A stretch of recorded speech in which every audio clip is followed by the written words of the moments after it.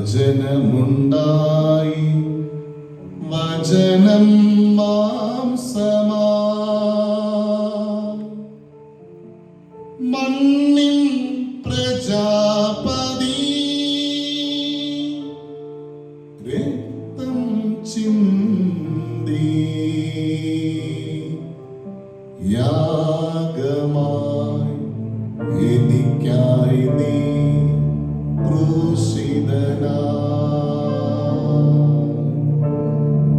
ആദിയിൽ വചനമുണ്ടായി വചനം മാംസമാ. കാൽവരി ക്രൂശിലൂടെ ഞങ്ങൾ ആഴമായി സ്നേഹിക്കുന്ന ഞങ്ങളുടെ കർത്താവേ, അങ്ങ് ഞങ്ങളെ ചേർത്ത് പിടിച്ചതിനായി കർത്താവേ, ഞങ്ങളുടെ ജീവിതത്തിൽ വീണുപോകാമെന്നുള്ള സമയങ്ങളിൽ കരങ്ങളിൽ കോരിയെടുത്ത് നിർത്തിയതിനായി, വീണ്ടും വീണ്ടും തെറ്റുകൾ ഞങ്ങളുടെ ജീവിതത്തിൽ വന്നിട്ട് സാരമില്ല പൈതലേ എന്ന് പറഞ്ഞ് ഓരോ നിമിഷവും ഞങ്ങളെ ശക്തീകരിക്കുന്നതിനായി പ്രാർത്ഥനയോടെ ഞങ്ങൾ ദൈവത്തിന് സ്തോത്രം ചെയ്യുന്നപ്പ.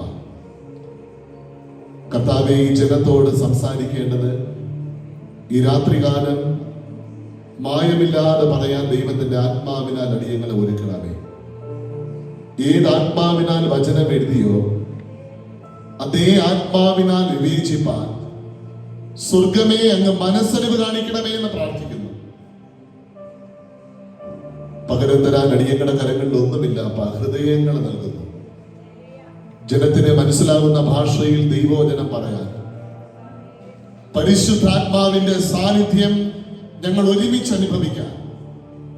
ഈ ആലയത്തിന് ചുറ്റും നെടുകയും കുറുകയും നടക്കുന്ന ദൈവത്തെ ഒന്ന് അനുഭവിച്ചറിയാൻ പിതാവ് ഒരുക്കണമേ. അടിയന്റെ അറിവുകളോ അടിയന്റെ അജ്ഞതയോ അഹങ്കാരമോ വിനയമോ ഇതൊന്നും വചന ധ്യാനത്തിന് തടസ്സമാകാതെ വണ്ണം ക്രൂശിന്റെ ചുവട്ടിൽ മറയ്ക്കണമേ. ഈ ദിവസം നിന്റെ ആത്മാവിനെ സ്വീകരിക്കുവാൻ ഞങ്ങളെ ഒരുക്കണമേ. മഹത്വം അങ്ങേറ്റെടുക്കണമേ. യേശുവിന്റെ നാമത്തിൽ ഞങ്ങൾ കഴിക്കുന്ന പ്രാർത്ഥന ഞങ്ങൾക്ക് ഏവർക്കും അനുഗ്രഹമാകണം. സ്വർഗീയ നല്ല പിതാവേ, ആമേൻ. ചിന്തയ്ക്ക് ആധാരമായി തിരഞ്ഞെടുക്കുന്ന വിശുദ്ധ വചനം വിശുദ്ധ ലൂക്കോസ് എഴുതിയ സുവിശേഷം 9-ാം അധ്യായം അതിന്റെ 51 മുതൽ 56 വരെയുള്ള വാക്യങ്ങൾ ഞാൻ വായിക്കാം. വിശുദ്ധ ലൂക്കോസ് എഴുതിയ സുവിശേഷം 9-ാം അധ്യായം 51 മുതൽ 56 വരെ. യേശുവിന്റെ ആരോഹണത്തിനുള്ള കാലം തികയാറായപ്പോൾ യേശു യെരൂശലേമിലേക്ക് യാത്ര ചെയ്യുവാൻ മനസ്സ് ഉറപ്പിച്ചു. തനിക്ക് മുൻപായി ദൂതന്മാരെ അയച്ചു. അവർ പോയി അവനായി വട്ടം കൂട്ടേണ്ടതിന് ശമരിയുടെ ഒരു ഗ്രാമത്തിൽ ചെന്നു. എന്നാൽ അവൻ യെരൂശലേമിലേക്ക് പോകുവാൻ ഭാവിച്ചിരിക്കുകയാൽ അവർ അവനെ കൈക്കൊണ്ടില്ല.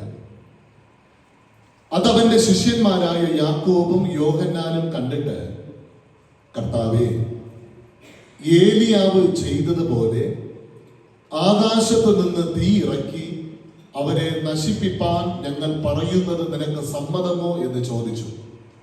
അവൻ തിരിഞ്ഞ് അവരെ ശാസിച്ചു. നിങ്ങൾ ഏത് ആത്മാവിന് അധീനം എന്ന് നിങ്ങൾ അറിയുന്നില്ല.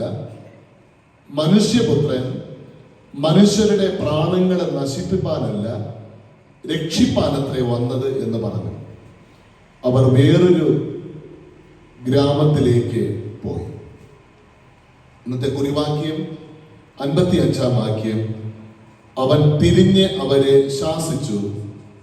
നിങ്ങൾ ഏത് ആത്മാവിന് അധീനർ എന്ന് നിങ്ങൾ അറിയുന്നില്ല. മനുഷ്യപുത്രൻ മനുഷ്യരുടെ പ്രാണങ്ങളെ നശിപ്പാനല്ല, രക്ഷിപ്പാനത്രേ വന്നത് എന്ന് പറഞ്ഞു. അന്ത്യകാലത്ത് സകല ജഡത്തിന്റെ മേലും പകരുമെന്ന് തമ്പുരാൻ പറഞ്ഞ ഒരു സമ്മാനത്തെ കുറിച്ചാണ് ഞാൻ ഇന്ന് പ്രസംഗിക്കാൻ പോകുന്നത്. എന്തായിരിക്കും? എല്ലാവർക്കും ഫ്രീ ആയിട്ട് തരാൻ നോക്കുന്ന സാധനമാണ്. എന്താണ്? പണമോ? ആ ഒരു ചിന്ത മാത്രമേ ഉള്ളൂ അല്ലേ? ആരും പറഞ്ഞില്ല കേട്ടോ, ഞാൻ വെറുതെ പറഞ്ഞതാ. പരിശുദ്ധാത്മാവ്. ഞാൻ ഇന്നലെ പറഞ്ഞു ഒരു മനുഷ്യൻ വിശ്വാസിയായി ജീവിക്കണം. ഇന്ന് ഞാൻ പറയുന്നു അന്ത്യകാലത്ത് സകല ജഡത്തിന്റെ മേലും ദൈവം പകരുമെന്ന് പറഞ്ഞ ആത്മാവ് പ്രാപിച്ചവരായി ജീവിക്കണം. കാരണം ക്രിസ്തുവിന്റെ ഒരു ശബ്ദം ഞാൻ ഇങ്ങനെ പറയട്ടെ, എന്റെ ആത്മാവില്ലാത്തവൻ, ബാക്കി നിങ്ങൾ പറ. എനിക്കുള്ളവൻ നമുക്കറിയാം, കാര്യം അറിയാം. ഒരിക്കൽ യേശുവിന്റെ മുൻപിൽ ചിലർ പോയി കേട്ടോ. അവര് പറഞ്ഞു, കർത്താവേ, ഞങ്ങൾ ചില്ലറക്കാരല്ല, ഞങ്ങൾ രോഗികളെ സൗഖ്യമാക്കിയിട്ടുണ്ട്, ഭൂതങ്ങളെ പുറത്താക്കിയിട്ടുണ്ട്, തകർന്നുപോയ മനുഷ്യരെ ഞങ്ങൾ എഴുന്നേൽപ്പിച്ചിട്ടുണ്ട്, നല്ല മിനിസ്ട്രികൾ ചെയ്തിട്ടുണ്ട്. ക്രിസ്തു അവരെ മുഖത്ത് നോക്കി പറഞ്ഞു, നിങ്ങൾ എനിക്ക് വേറെ ഭാഗം പശ്ചാത്തലം അറിയോ? പറഞ്ഞിട്ടുണ്ടോ? നിങ്ങൾ ആരെന്ന് പോലെ എനിക്ക് മനസ്സിലാകുന്നില്ല, നിങ്ങൾ ആരാ? ഞാൻ ഇങ്ങനെ ചിന്തിക്കാറുണ്ട്, ഈ സ്വർഗത്തിൽ അവിടെ എന്റെ മരണാനന്തരം ഞാൻ നരകത്തിൽ, നിങ്ങളെല്ലാം സ്വർഗത്തിലിരിക്കുന്ന ഒരു അവസ്ഥ കാണുമ്പോൾ നിങ്ങൾ എന്തുമാത്രം എന്നെ കളിയാക്കും. ഞാൻ പറയും, കർത്താവേ, ഞാൻ പല സ്ഥലത്തും പ്രസംഗിച്ച ആളാണ്, ഞങ്ങൾ ഫാമിലിയായിട്ട് മിനിസ്റ്റർ ചെയ്ത ആളാണ്. അപ്പൊ എന്റെ മുഖത്ത് നോക്കി ക്രിസ്തു പറയുകയാണ്, എനിക്ക് നിന്നെ, നീ ആരെന്ന് പോലെ നീ എന്റെ ആളായിരുന്നോ? പരിശുദ്ധാത്മാവില്ലാതെയും പ്രസംഗിക്കാം. പ്രസംഗിച്ചൂടെ? എന്തെങ്കിലും റെസ്പോണ്ട് ചെയ്യും. പ്രസംഗിച്ചൂടെ? വലിയ പ്രസംഗകര് പലരും ചെയ്യില്ല. ഞാൻ എന്നാണെന്ന് അറിയത്തില്ല കേട്ടോ, അത്രയ്ക്ക് വലുതായില്ല. പരിശുദ്ധാത്മാവില്ലാതെയും പാട്ടുകൾ പാടാം. പാടിക്കൂടെ? നിങ്ങൾ പാടുന്നില്ലേ? പരിശുദ്ധാത്മാവില്ലാതെയും പ്രാർത്ഥിക്കാം. കളിയാക്കിയതല്ല കേട്ടോ, രസിപ്പിക്കാൻ പറഞ്ഞതാണ്. എന്തെങ്കിലും കാണുന്നുണ്ടോ? പരിശുദ്ധാത്മാവില്ലാതെയും പ്രാർത്ഥിക്കാം. നമ്മുടെ മുൻപിലുള്ള ഈ സമയത്തിന്റെ അകത്ത് ഞാൻ ഇന്ന് നിങ്ങളുടെ മുൻപിൽ സമർപ്പിക്കാൻ പോകുന്ന ഒരു ചോദ്യമാണ്, ഒരേ ഒരു ചോദ്യം. എന്റെ ഉള്ളിൽ, നിങ്ങളുടെ ഉള്ളിൽ പരിശുദ്ധാത്മാവുണ്ടോ? നമ്മൾ രക്ഷിക്കപ്പെട്ട ഡേറ്റൊക്കെ എഴുതി കർത്താവിന്റെ മുൻപിൽ സാക്ഷ്യം പറയുന്ന ആൾക്കാരാണ് ഞാൻ അടക്കം. ഈ ഒരു ചോദ്യം നമ്മളെ ഒന്ന് ചിന്തിപ്പിക്കട്ടെ. എന്റെ ഉള്ളിൽ, നമ്മുടെ ഉള്ളിൽ പരിശുദ്ധാത്മാവുണ്ടോ? ഉണ്ടെങ്കിൽ തുള്ളിച്ചാടി ഉടനെ കടന്നു പോകണം. പലരും വന്നിരിക്കുന്നത് രോഗം മാറാനും കടം മാറാനും. എനിക്ക് തോന്നുന്നു അതിനേക്കാളും വലുതാണ് ഈ വിഷയം. കാരണം ക്രിസ്തു പറയും, പരിശുദ്ധാത്മാവ് നിന്റെ ഉള്ളിലുണ്ടെങ്കിൽ നീ എന്റെ ആളാണ്. ഇല്ലെങ്കിൽ വേദനിക്കണം, പ്രാർത്ഥിക്കണം. തമ്പുരാനെ, എനിക്ക് നിന്റെ ആത്മാവ് വേണമെന്ന് വാശിയോടെ പ്രാർത്ഥിച്ച് ഈ ആരാധന കഴിയുമ്പോൾ പരിശുദ്ധാത്മാവുള്ളവരായി നിങ്ങൾ ദൈവസന്നിധി വിട്ടു പോകണം. ഇതാണ് എന്റെ ആഗ്രഹം. ഇന്നത്തെ ശുശ്രൂഷയുടെ നമ്മൾ ചിന്തിക്കാൻ പോവുകയാണ്, എന്റെ ഉള്ളിൽ, നമ്മുടെ ഉള്ളിൽ പരിശുദ്ധാത്മാവുണ്ട്. കുറിവാക്യത്തിൽ പറയുന്നത് ഇങ്ങനെയാണ്, അവൻ തിരിഞ്ഞ് അവരെ ശാസിച്ചു. ആര്? യേശു തന്റെ ശിഷ്യന്മാരെ. പൊട്ടിത്തെറിച്ചോണ്ടാ ചോദിക്കുന്നത്, എടാ നിന്റെ ഉള്ളിൽ ഏത് ആത്മാ? 3.5 വർഷത്തെ ശുശ്രൂഷ ചെയ്ത് ശുശ്രൂഷയുടെ ഒടുവിലത്തെ നാളിൽ യേശുവിന്റെ ഒപ്പം നിൽക്കുന്ന ശിഷ്യന്മാരെ കുരുടന് കാഴ്ച കൊടുക്കുന്നതിനെ കണ്ടു, കൂടെ നിന്ന് പ്രവർത്തിച്ചു. ചെകിടിന് കേൾവി കൊടുക്കുന്നതിനെ കണ്ടു, കൂടെ നിന്ന് പ്രവർത്തിച്ചു. 5 അപ്പം കൊണ്ട് 5000 പേരെ പോഷിപ്പിക്കുന്നത് കണ്ടു, കൂടെ നിന്ന് പ്രവർത്തിച്ചു. നല്ല മിനിസ്ട്രി ചെയ്ത യേശുവിന്റെ ശിഷ്യന്മാരെ യേശു ശാസിച്ചുകൊണ്ട് ചോദിക്കുകയാണ്, എടാ നിന്റെ ഉള്ളിൽ ഏതാത്മാവ്? 7 ആത്മാക്കളെ കുറിച്ച് ബൈബിൾ പറയുന്നു. പരിശുദ്ധാത്മാവ്, ദുരാത്മാവ്, ദുഷ്ടാത്മാവ്, അശുദ്ധാത്മാവ്. കണ്ടുപിടിക്കട്ടെ നമ്മുടെ ഉള്ളിൽ ഇതിൽ ഏതാണുള്ളതെന്ന്. വചനം നമുക്ക് ധ്യാനിക്കാം. വളരെ പ്രാർത്ഥനയോടുകൂടെ ചില സമയം, 1 മണിക്കൂർ സമയം നമ്മുടെ മുൻപിലുണ്ട്. പ്രാർത്ഥനയോടുകൂടെ നമുക്ക് ഒരുങ്ങാം. ഞാൻ ഇന്നലെ പറഞ്ഞതുപോലെ കൃത്യം സമയത്ത് ഞാൻ നടത്തുമെന്ന് പറഞ്ഞു. 1/2 മണിക്കൂർ കൂടി നടത്തി. ഇന്നും പ്രതീക്ഷിക്കാം. മാക്സിമം നേരത്തെ ഞാൻ ക്രമീകരിക്കാം. നമ്മുടെ ഉള്ളിൽ പരിശുദ്ധാത്മാവുണ്ട്. എല്ലാവരും പ്രാർത്ഥിച്ച് അവരവന്റെ ഹൃദയത്തെ ഒന്ന് പരിശോധിക്കാൻ ഈ നിമിഷം പ്രാർത്ഥനയോട് ഒരുങ്ങും. ഇന്ന് ഞാൻ ചിന്തിക്കാൻ പോകുന്നത് ഈ ലൂക്കോസ് സുവിശേഷം 9-ാം അധ്യായം ഒന്ന് മുഴുവനും ചിന്തിച്ചാലോ എന്ന് ചിന്തിക്കുക. 1 മണിക്കൂർ കൊണ്ടൊന്ന് വേഗത്തിലൊരു ഓട്ടം. വേദശാസ്ത്ര പണ്ഡിതന്മാർ പറയുന്നത് ലൂക്കോസ് സുവിശേഷം 9-ാം അധ്യായം ഒരു യാത്രാ വിവരണമാണ്. എന്താണ് യാത്രാ വിവരണം? ആർക്കെങ്കിലും അറിയോ? മലയാളത്തിൽ SK പൊറ്റക്കാടൊക്കെ നന്നായിട്ട് യാത്രാ വിവരണം എഴുതുന്ന ആൾക്കാരാണ്. എന്താണ് യാത്രാ വിവരണം എന്ന് ചോദിച്ചാൽ, യാത്രയിൽ പോകുന്ന ഒരു മനുഷ്യൻ യാത്രയിൽ കാണുന്ന കാര്യങ്ങൾ എഴുതി പിടിപ്പിക്കും. വായിക്കുന്നവർക്ക് തോന്നും ഞാനും ആ യാത്രയിൽ പങ്കെടുത്തോ എന്ന് തോന്നിപ്പോകും. അങ്ങനെ യാത്രാ വിവരണങ്ങൾ എഴുതുന്ന ലൂക്കോസ് സുവിശേഷം 9-ാം അധ്യായം ഒരു യാത്രാ വിവരണമായി പരിഗണിക്കുന്നു. ഈ യാത്രയിൽ പ്രധാനമായും 5 സംഭവങ്ങൾ നടക്കുന്നുണ്ട്. ഈ 9-ാം അധ്യായത്തിൽ 5 സംഭവം. ഈ 5 സംഭവം ഞാനിന്ന് വിവരിക്കും. 5 ചോദ്യങ്ങൾ നിങ്ങളോട് ദൈവം ചോദിക്കും. 5-ന് നിങ്ങൾ തന്നെ ഹൃദയത്തിൽ ഉത്തരം പറയും. ഈ 5 ചോദ്യങ്ങൾക്കൊടുവിൽ നമുക്ക് കണ്ടെത്താൻ പറ്റും നമ്മുടെ ഉള്ളിൽ പരിശുദ്ധാത്മാവുണ്ടോ ഇല്ലയോ. അതുകൊണ്ട് വളരെ വിനയത്തോടെ ദൈവസന്നിധിയിൽ ഹൃദയത്തെ സമർപ്പിച്ച് ഈ ചോദ്യങ്ങൾ പ്രതീക്ഷിക്കുക. നിങ്ങൾ തന്നെ ചോദിക്കുക, നിങ്ങൾ തന്നെ ഉത്തരം പറയുക. ഉണ്ടെങ്കിൽ സന്തോഷിച്ച് തുള്ളിച്ചാടി പോവുക, ഇല്ലെങ്കിൽ പ്രാപിച്ചിട്ട് പോവുക. എന്തോന്ന്? പരിശുദ്ധാത്മാവ്. 1-ാമത്തെ ചോദ്യം, 1-ാമത്തെ സംഭവം ലൂക്കോസ് സുവിശേഷം 9-ാം അധ്യായം 10 മുതലാണ്. എന്നെ ശ്രദ്ധിക്കണേ, ബൈബിൾ നോക്കിയാൽ നമുക്ക് തീരത്തില്ല. ഞാൻ പരമാവധി ഇതുള്ളത് തന്നെയാണ് പറയുന്നത്. നിങ്ങൾക്ക് വീട്ടിൽ പോയി വായിക്കാം. ആരും വായിക്കുന്നില്ലെന്ന് എനിക്കറിയാം. കർത്താവായ യേശു ക്രിസ്തു ഒരിക്കൽ പ്രസംഗം ആരംഭിച്ചു. സ്ഥലം മരുഭൂമിയിൽ. യേശുവിന്റെ പ്രസംഗം കേൾക്കാൻ തടിച്ചുകൂടിയത് 5000 പുരുഷന്മാർ. സ്ത്രീകളുടെയും കുഞ്ഞുങ്ങളുടെയും കണക്ക് ഇല്ല. എന്തുകൊണ്ടെന്നറിയാമോ? നിങ്ങൾക്കറിയാമായിരിക്കും. എന്തുകൊണ്ടാണ് ഇല്ലാത്ത? സ്ത്രീയെ അന്ന് മനുഷ്യരായിട്ട് കണ്ടിട്ടില്ല. ഒരു യഹൂദ പുരുഷൻ ദൈവാലയത്തിൽ വന്ന് ഇങ്ങനെ പ്രാർത്ഥിക്കും, ദൈവമേ, നീ എന്നെ സ്ത്രീയായിട്ടോ പന്നിയായിട്ടോ ജനിപ്പിക്കാത്തതിൽ ഞാൻ നിനക്ക് നന്ദി പറയുന്നു. അപ്പൊ ഒരു പന്നിക്കുള്ള വില പോലും സ്ത്രീക്കില്ല. സ്ത്രീയെ മനുഷ്യനായി കൂട്ടിയിട്ടില്ല. ആ കാലഘട്ടം 2000 വർഷങ്ങൾക്ക് മുൻപ് പാലസ്തീൻ നാട്ടിൽ, നമ്മുടെ ഭാരതത്തിലുണ്ടായിരുന്നു കേട്ടോ. ഇന്നും പല വീട്ടിലും അങ്ങനെ തന്നെയാ. സ്ത്രീക്ക് എന്തെങ്കിലും അഭിപ്രായമുണ്ടോ? അത് പറഞ്ഞാൽ ഞാൻ വിഷയം മാറിപ്പോകും. എന്തെങ്കിലും വോയിസ് ഉണ്ടോ? ഭർത്താവ് പറയും, ഭാര്യ അത്രയൊക്കെ തന്നെ. നല്ല പഠനം ഉണ്ടെങ്കിൽ നീ ജോലിക്ക് പോണ്ട എന്ന് മാറുമെന്ന് എനിക്കറിയത്തില്ല. ഇവരൊക്കെ പോട്ടെ. എനിക്ക് തോന്നുന്നത് ഏകദേശം 5000 പുരുഷന്മാരുണ്ടെങ്കിൽ എന്റെ ഒരു ചിന്താഗതിയാണ്, ഒരു 20,000 സ്ത്രീകൾ ഉണ്ടായിരിക്കും, ഒരു 5000 കുഞ്ഞുങ്ങൾ. ടോട്ടൽ എത്ര പേര്? ഞാൻ ചോദിക്കുന്ന ചോദ്യത്തിന് പെട്ടെന്ന് ഉത്തരം പറയും. ശ്രദ്ധിച്ചിരിക്കണം. എത്ര പേര്? അക്കൗണ്ടന്റ് ആക്കാൻ കൊള്ളാം കേട്ടോ ചർച്ചിനെ. 5000 പുരുഷന്മാർ, 20,000 സ്ത്രീകൾ, 5000 കുഞ്ഞുങ്ങൾ, 30,000 പേര്. ഒന്ന് ശ്രദ്ധിക്കണേ, മരുഭൂമിയിൽ യേശുവിന്റെ പ്രസംഗം കേൾക്കാൻ ഈ 30,000 പേര് ഇങ്ങനെ തടിച്ചിരിക്കുക. യേശു പ്രസംഗിച്ചു. ഇപ്പൊ ആരുടെയോ ഹൃദയത്തിൽ ഒരു ചോദ്യം, 30,000 പേര് ഒരാളെ പ്രസംഗിച്ചാൽ കേൾക്കുമോ? ചോദിച്ചല്ലേ? സംശയമുണ്ടോ? റെഡ് ചെറിയൊരു സംശയമുണ്ട്. നല്ലതാ, സംശയം വേണം. പണ്ട് എന്റെ ഒരു അറിവ് വെച്ച് പറയാം, 8 പ്രസംഗിമാരുണ്ടായിരുന്നു നമ്മുടെ ഭാരതത്തിൽ, പ്രത്യേകിച്ച് നമ്മുടെ നാട്ടിൽ. വലിയൊരു ഗ്യാതറിംഗ് വരുമ്പോൾ ഒരു പ്രസംഗിയാർ പ്രസംഗിക്കും. ഇത് കേട്ടിട്ട് ഇതുപോലെ വിളിച്ചു പറയുന്ന 8 പ്രസംഗിമാരുണ്ടായിരുന്നു. ഇതാണ് പണ്ട് നടന്നതെന്ന് ഞാൻ പറയുന്നില്ല. എന്തെങ്കിലും സമ്പ്രദായം ഉണ്ടായിരിക്കും, ഞാൻ വിശ്വസിക്കുന്നു. ഇങ്ങനെ യേശു പ്രസംഗിക്കാൻ തുടങ്ങി. പ്രിയപ്പെട്ടവരെ, രാവിലെ യേശു പ്രസംഗിക്കാൻ തുടങ്ങി. രാവിലത്തെ ബ്രേക്ക്ഫാസ്റ്റ് കഴിച്ചിട്ടില്ല, പ്രസംഗം കേട്ടുകൊണ്ടിരിക്കുക. ഉച്ചയായി, ഉച്ച ഊണും കഴിച്ചിട്ടില്ല, പ്രസംഗം കേട്ടുകൊണ്ടിരിക്കുക.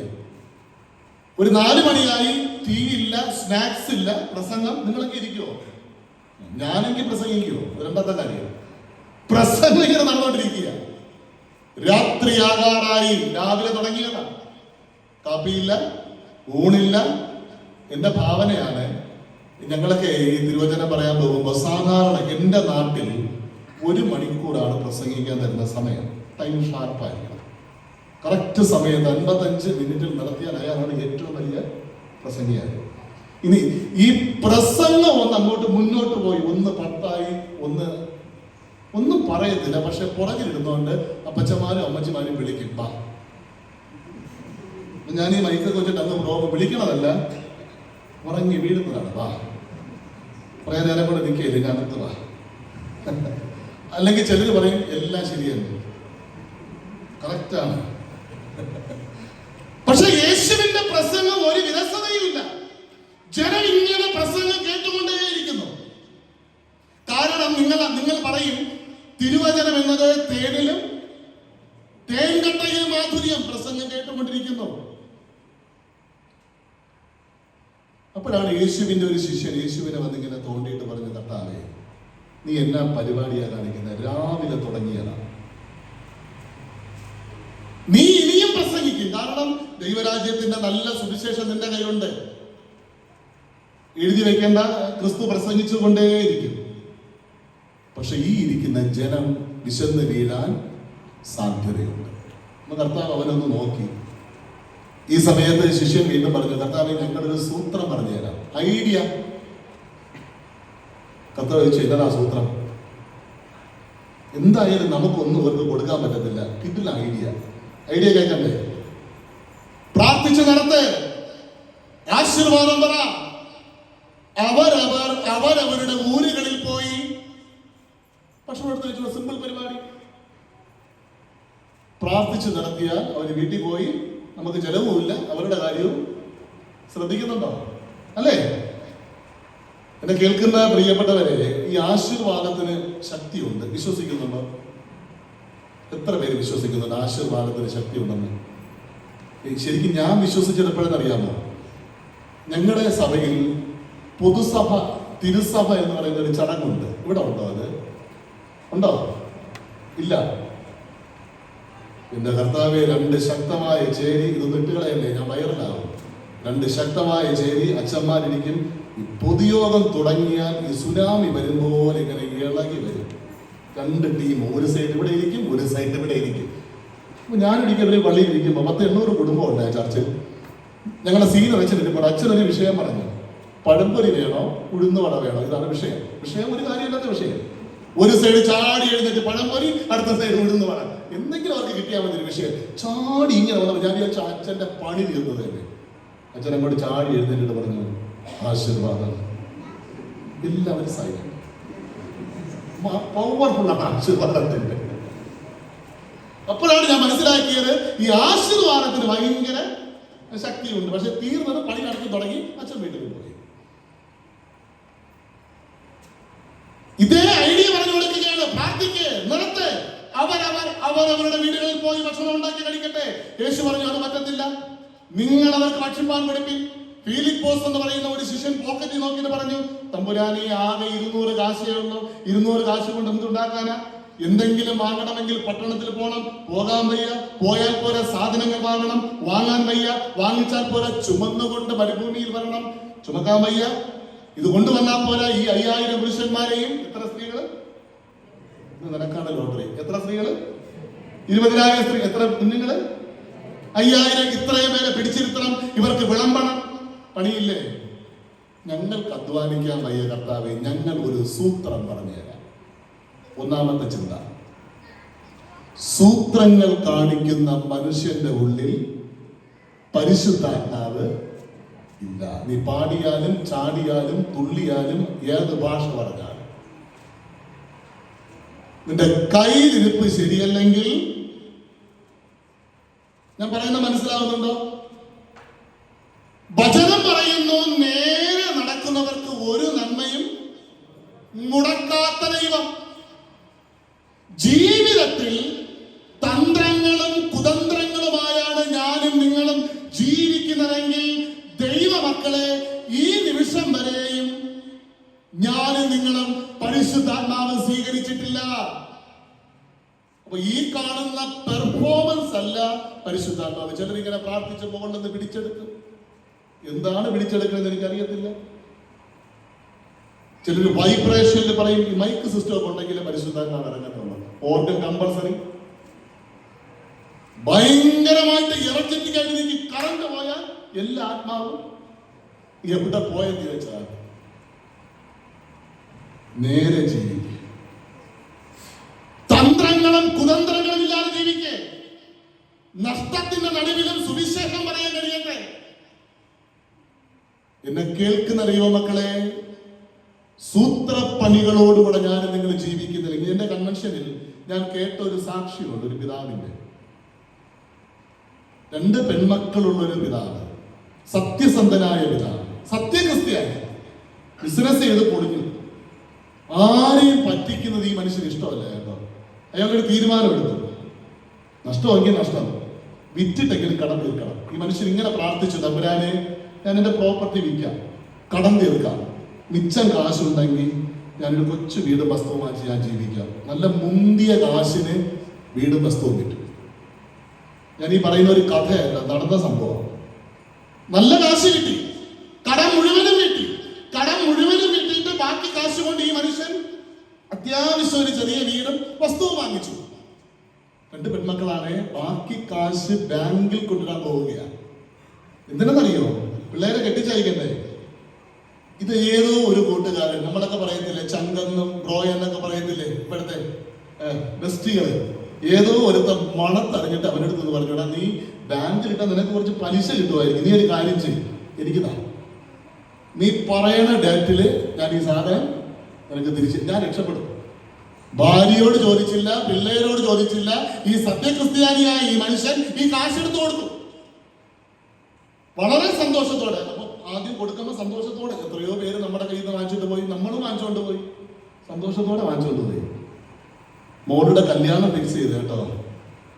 ആദ്യം ഈ സത്യക്രിസ്ത്യാനിയായ ഈ മനുഷ്യൻ പോയത് അവന്റെ വീട്ടിലാണ്. പോയിട്ട് പറഞ്ഞു, എടാ എന്റെ മോളെ കല്യാണമൊക്കെ ഫിക്സ് ചെയ്തു, ആ കൊള്ളാം എല്ലാം പറഞ്ഞിട്ട് ഇറങ്ങുന്ന സമയത്ത് പറഞ്ഞു, എടാ മറ്റേ കാശ് എന്റെ മുൻപിൽ അതേ ഉള്ളോ? ഇടുത്തമായോട് അവൻ ചോദിച്ചൊരു ചോദ്യമാണ്, ഏത് കാശ്? തേപ്പെന്നൊക്കെ പറയത്തില്ല, ഇവിടെ അങ്ങനെ തന്നെയാണോ പറയുന്നത്? ഇവിടെ ഉണ്ടോ സാധനം? എല്ലാം ഉണ്ടല്ലേ. ഒറ്റയടിക്ക് ഈ മനുഷ്യൻ മാറി. എടാ ഞാൻ തന്നല്ലോ, ഒരു പേപ്പറിൽ എഴുതിയിട്ടില്ല, കൂടെ ഒരു സാക്ഷികളില്ല. ഈ മനുഷ്യൻ കരഞ്ഞു, പൊട്ടിക്കരഞ്ഞു. എന്നിട്ട് ഈ മനുഷ്യൻ പറഞ്ഞു, എടാ എനിക്ക് നിന്റെ കൊങ്ങയ്ക്ക് പിടിക്ക് വാങ്ങാനുള്ള ആരോഗ്യമില്ല, എനിക്ക് 10 പേരൊന്നുമില്ല, പക്ഷെ ഞാൻ വിശ്വസിക്കുന്ന ഒരു ദൈവമുണ്ട്. ഇനി നിങ്ങൾ കണ്ണും കാതും തുറന്ന് കേൾക്കണേ, ഞാൻ വിശ്വസിക്കുന്ന ഒരു ദൈവമുണ്ട്. ഈ മനുഷ്യൻ പറഞ്ഞു, അടുത്ത ഞായറാഴ്ച നീ പള്ളിയിൽ വാ, വരാ, ആരാധന കഴിയട്ടെ, എല്ലാവരും പോകട്ടെ, അൽത്താരിന്റെ മുമ്പിൽ ഞാൻ വരും, നീയും വരണം. ഞാൻ ഇങ്ങനെ വിശ്വസിക്കുന്നു, ദൈവം അൽത്താരിൽ ഇരിക്കുന്നത് ഞാൻ വിശ്വസിക്കുക. ആ ദൈവത്തെ സാക്ഷി നടത്തി ഞാൻ നിന്നോട് ചോദിക്കും, നീ തന്നെന്ന് പറഞ്ഞാൽ സന്തോഷമായിട്ട് പോകും, ഇല്ലെന്ന് പറഞ്ഞാൽ ഓക്കെ. പ്രിയപ്പെട്ടവരെ, വന്നു ചോദിച്ചു. ഈ മനുഷ്യൻ അന്യവിടെ വ്യതിചലിക്കാതെ പറഞ്ഞു, ഞാൻ നിനക്ക് തന്നെന്നും നീ എൻ്റെ കയ്യിൽ നിന്ന് കാശ് തിരിച്ചു വാങ്ങിച്ചെന്നും മുട്ടുകുത്തി അവന്റെ 2 കാലും കെട്ടിപ്പിടിച്ചിട്ട് പറഞ്ഞു, എടാ നീ എനിക്ക് തന്നു, ഞാൻ നിന്നെ വേദനിപ്പിച്ചെങ്കിൽ മാപ്പ്. ഇറങ്ങിപ്പോയി. കല്യാണം മുടങ്ങി. നാണക്കേട് കൊണ്ട് ആ വീടും സ്ഥലവും വിറ്റ് മറ്റൊരു സ്ഥലത്ത് പോയി താമസിച്ചു. ആ പിതാവിന്റെ സാക്ഷി ഞാൻ പറയട്ടെ. നാണക്കേടോടുകൂടെ കടന്നുപോയ ഈ പ്രിയ പിതാവിന്റെ സാക്ഷി ഇതാണ്. എന്റെ 2 പെൺമക്കളെയും ഇവാഞ്ചലിക്കൽ സഭയിലെ 2 പട്ടക്കാർ കല്യാണം കഴിച്ചു. ഇന്ന് നാഗ്പൂരിൽ ഒരു ഫാമിലി കർത്താവിന്റെ വലിയ വേല ചെയ്യുന്നു. Brother RS വീരകുലൻ. ദേശത്തിൽ ഞാൻ അനുഗ്രഹിക്ക, ഈ പാട്ടൊക്കെ എഴുതിയില്ലേ RS വിജയകുമാർ, അദ്ദേഹത്തിന്റെ. എന്നെ കേൾക്കുന്ന ദൈവമക്കളെ, ഞാൻ ചോദിച്ചു, എല്ലാം കഴിഞ്ഞിട്ട് മറ്റേ കക്ഷിയോ തേച്ചില്ലേ? അങ്ങനെ ഒരു പേരില്ലെന്നാ പറയുന്നത്, തുടച്ചു നീക്കിയെന്നാ. ഞാൻ അങ്ങോട്ട് പറയാൻ താല്പര്യമില്ല, കാരണം ഒരാളുടെ വീഴ്ച നമ്മൾ ആഘോഷിക്കാൻ പാടില്ല. അതുകൊണ്ട് ഇന്നത്തെ വചന ശുശ്രൂഷ തുടങ്ങുമ്പോൾ എനിക്ക് നിങ്ങളോട് പറയാൻ ഒരു സന്ദേശമുണ്ട്. ആരെയെങ്കിലും പറ്റിച്ചിട്ടുണ്ടെങ്കിൽ മര്യാദയ്ക്ക് കൊടുക്ക്, എന്നിട്ട് മതി ഹാലേലൂയ സ്തോത്രം. ഇനി ആരെങ്കിലും നിന്നെ പറ്റിച്ചിട്ടുണ്ടെങ്കിൽ ക്ഷമിക്കുക, തമ്പുരാനുണ്ടെന്നേ, അവൻ ദോഷമായിട്ടൊന്നും പ്രതികാരം നീ ചെയ്യാൻ പോകണ്ട. സൂത്രങ്ങൾ കാണിക്കുന്ന മനുഷ്യന്റെ ഉള്ളിൽ പരിശുദ്ധാത്മാവില്ല. ഒരു നിമിഷം അവൻ ഇങ്ങനെ സമൂഹത്തിൽ ഉയർന്നു നിൽക്കുമായിരിക്കും, അവന്റെ കൂടെ 10 ആൾക്കാരുണ്ടാകുമായിരിക്കും. ദൈവമില്ലെങ്കിൽ അവന്റെ വീഴ്ച ഞാൻ അങ്ങോട്ട് പറയുന്നില്ല. ഒരാളുടെ വീഴ്ച നമ്മൾ ഒരിക്കലും ഒന്നും പറയാൻ പാടില്ല. അപ്പൊ നിങ്ങൾ ചോദിക്കും, ഈ കാലഘട്ടത്തിൽ ഇച്ചിരിയൊക്കെ തന്ത്രങ്ങളില്ലാതെ ജീവിക്കാൻ പറ്റും? സംശയമില്ലേ? ഇച്ചിരിയൊക്കെ ചെറിയ പരിപാടികളൊക്കെ ഇല്ലാതെ ജീവിക്കാൻ പറ്റും? ഇനി എന്നോട് ശ്രദ്ധിക്കണേ, യേശു എന്ത് ചെയ്തു? 5000 പുരുഷന്മാർ, എത്ര സ്ത്രീകൾ, എത്ര പിള്ളേര്, ടോട്ടൽ എത്ര? 30,000. ഇതൊരു മന്ത്രം പോലെ പഠിച്ചു വയ്ക്കേ. ഈ 30,000 എന്റെ ഭാവന നാളെ സൺഡേ സ്കൂളിൽ ചോദിക്കുമ്പോൾ 30,000 എഴുതരുത്. ഈ പിള്ളേരെയും ഈ സ്ത്രീകളെയും ഈ പുരുഷന്മാരെയും പിടിച്ചിരുത്തിയിട്ട് 5 അപ്പവും 2 മീനും കയ്യിലെടുത്തിട്ട് യേശു എന്ത് ചെയ്തു? ഇതിൽ നോക്കിയാൽ നമുക്ക് ടെൻഷൻ വരും. ഇവർക്ക് എങ്ങനെ കൊടുക്കും? അവരെ നോക്കിയാലും ടെൻഷൻ വരും. യേശു എന്ത് ചെയ്തു? ആ ഭാഗം എടുത്ത് വായിക്കണേ. അവൻ സ്വർഗത്തിലേക്ക് നോക്കി, മുട്ടുമടക്കി, കണ്ണുനീരോടുകൂടെ ഉള്ളതിനെ കരങ്ങളിൽ വെച്ച് പ്രാർത്ഥിക്കാൻ കഴിയുന്ന ഉള്ളങ്ങളുടെ മേൽ പ്രവർത്തിക്കുന്ന ശക്തനായ ഒരു ദൈവമുണ്ട്. എനിക്ക് തോന്നുന്നു ഞാൻ ഏകദേശം 1.5 വർഷങ്ങൾക്ക് മുൻപ് പശുപ്പാറ എന്ന് പറയുന്ന സ്ഥലത്ത് ദൈവവചനം പറയാൻ ഞാൻ വന്നു. അവിടുത്തെ ഒരു പ്രിയ മാതാവ് എന്നോട് പറഞ്ഞ ഒരു സാക്ഷ്യമുണ്ട്. ആ മാതാവ് പറഞ്ഞ സാക്ഷ്യം ഇതാണ്: എനിക്ക് 4 മക്കൾ, ഒന്നുമില്ല എന്റെ കയ്യിൽ. മക്കളെ വളർത്തിയ സമയത്ത് ദാരിദ്ര്യത്തിന്റെ ശരിയായ അവസ്ഥ അവർ മനസ്സിലാക്കി. എനിക്ക് തോന്നുന്നു മാർത്താണ്ഡത്തിൽ നിന്ന് വന്ന് ഇവിടെ എസ്റ്റേറ്റ് തൊഴിലാളിയായിട്ട് വന്ന ആൾക്കാരാണ്.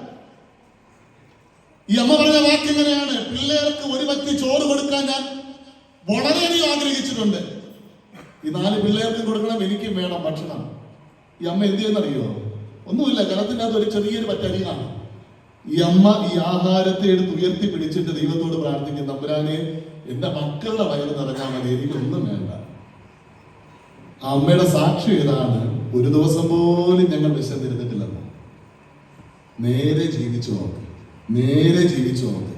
തന്ത്രങ്ങളും കുതന്ത്രങ്ങളും കാണിച്ചിട്ട് എത്ര വിറപ്പിച്ചാലും, എത്ര കൈയടിച്ചാലും, എത്ര തന്നെ ഏതൊക്കെ ഭാഷകൾ പറഞ്ഞാലും, മാറി മാറി മാറി എത്ര തന്നെ ആരാധനകളിൽ പോയാലും, എന്റെ ഉള്ളിൽ, നിന്റെ ഉള്ളിൽ പരിശുദ്ധാത്മാവ് ഇല്ല. അപ്പൊ ഒന്നാമത്തെ ചിന്ത ഇതാണ്, ഹൃദയത്തിന്റെ അകത്ത് എഴുതണം: സൂത്രങ്ങൾ കാണിക്കുന്ന മനുഷ്യന്റെ ഉള്ളിൽ പരിശുദ്ധാത്മാവ് ഇല്ല. 2, 27 മുതലുള്ള വാക്യങ്ങളാണ്.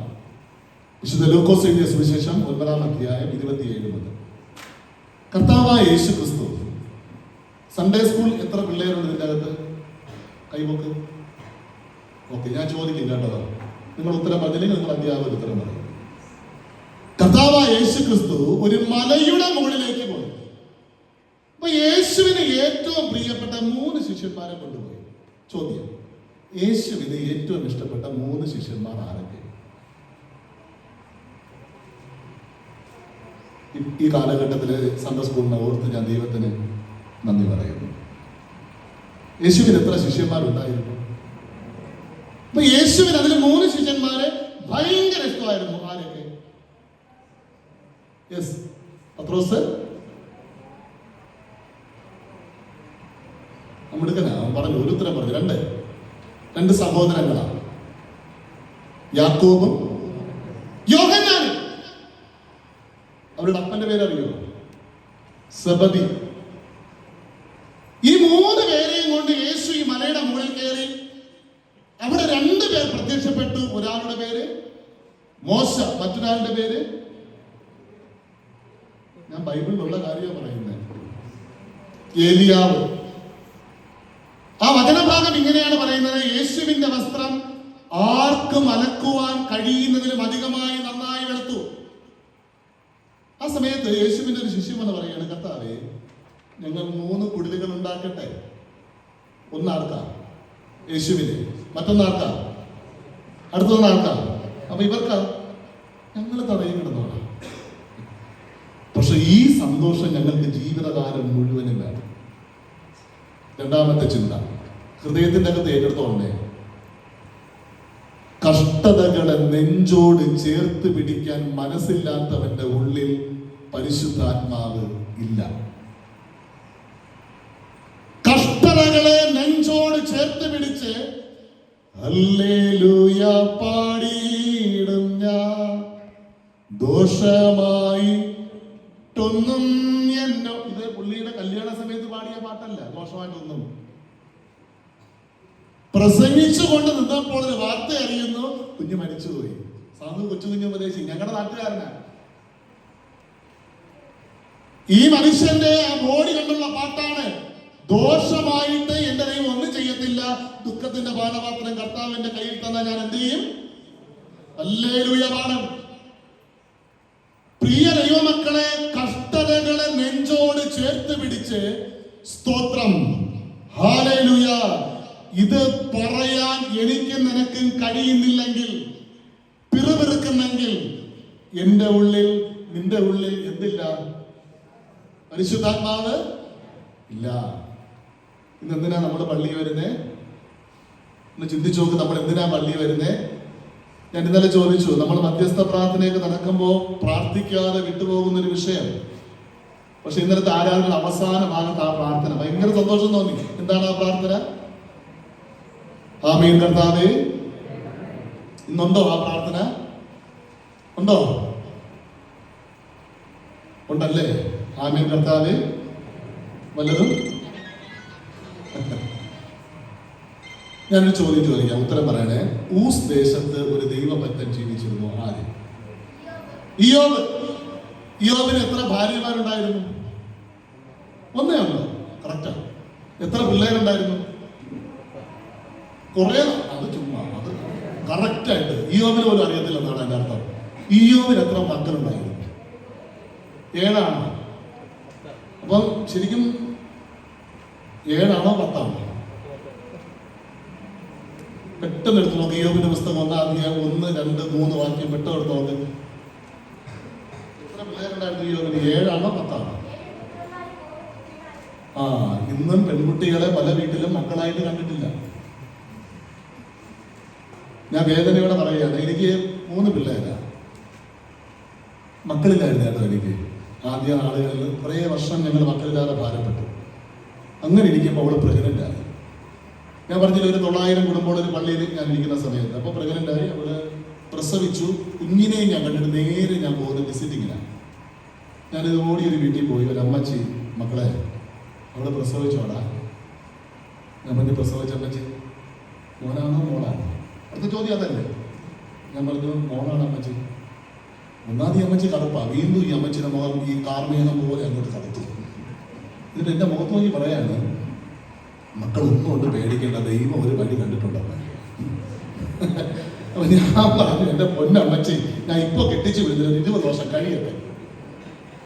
അപ്പൊ 7 പുത്രന്മാരെ നമ്മൾ ഓർമ്മിച്ചു, 3 പുത്രിമാരെ ഇപ്പോഴും നമ്മൾ പെൺകുട്ടികൾ നമ്മളെ പിള്ളേരെ ഉണ്ട്. ഞാൻ മറ്റേ ആശയം പിടിയിരിക്കുകയാണ് അല്ലേ? കിട്ടിയോ? ഇയ്യോബിന്റെ വീട്ടിൽ എത്ര ഒട്ടകം ഉണ്ടായിരുന്നു? ഇനി ബൈബിൾ നോക്കരുത്. 3000. എത്ര ആടുമാടുകൾ ഉണ്ടായിരുന്നു? 7000. എത്ര കഴുതകൾ ഉണ്ടായിരുന്നു? എത്ര കാളകൾ ഉണ്ടായിരുന്നു? 500 ഏർ കാള.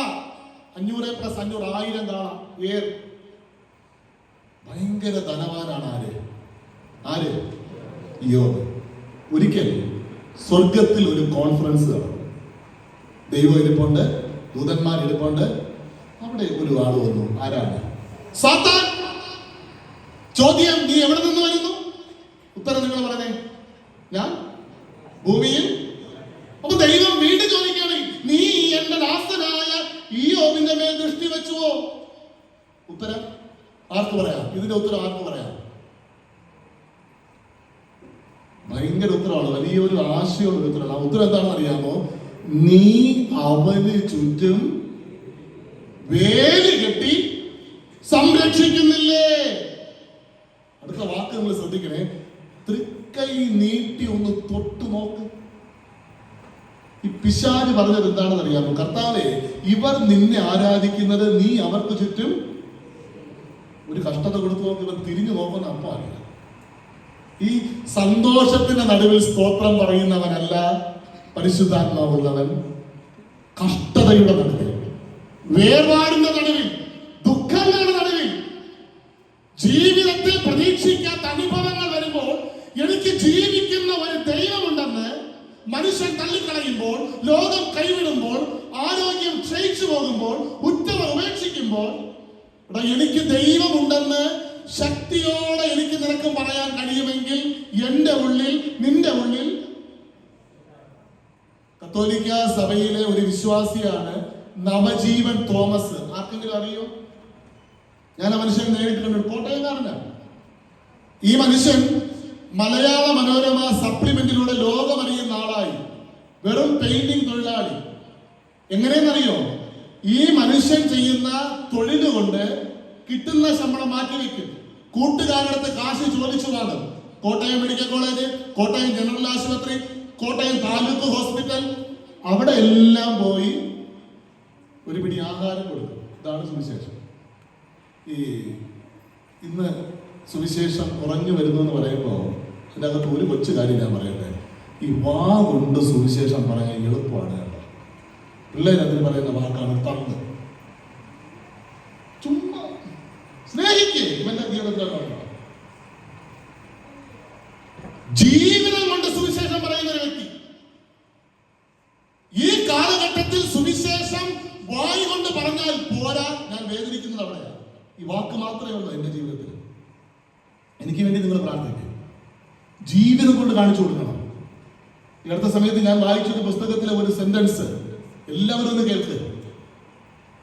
നീ വായി കൊണ്ട് പറയുന്നതിനേക്കാൾ ഒച്ചയുണ്ട് നിന്റെ ജീവിതത്തിൽ. പുഷ്പരാജ് ഇത് പ്രസംഗിച്ചിട്ടേ പുറത്തിറങ്ങുമ്പോൾ ഒരു പ്രവൃത്തിയും നിങ്ങൾ എന്നിൽ കണ്ടില്ലെങ്കിൽ നിങ്ങൾ എന്നെ എന്ത് പറയും? ഇത്രയേ ഉള്ളൂ. അതുകൊണ്ട് എന്റെ നാട്ടിൽ നിങ്ങൾ ആരും പോകാതിരിക്കുക. എനിക്കൊരു വിലയെങ്കിലും ഇവിടെ ഉണ്ടാവും.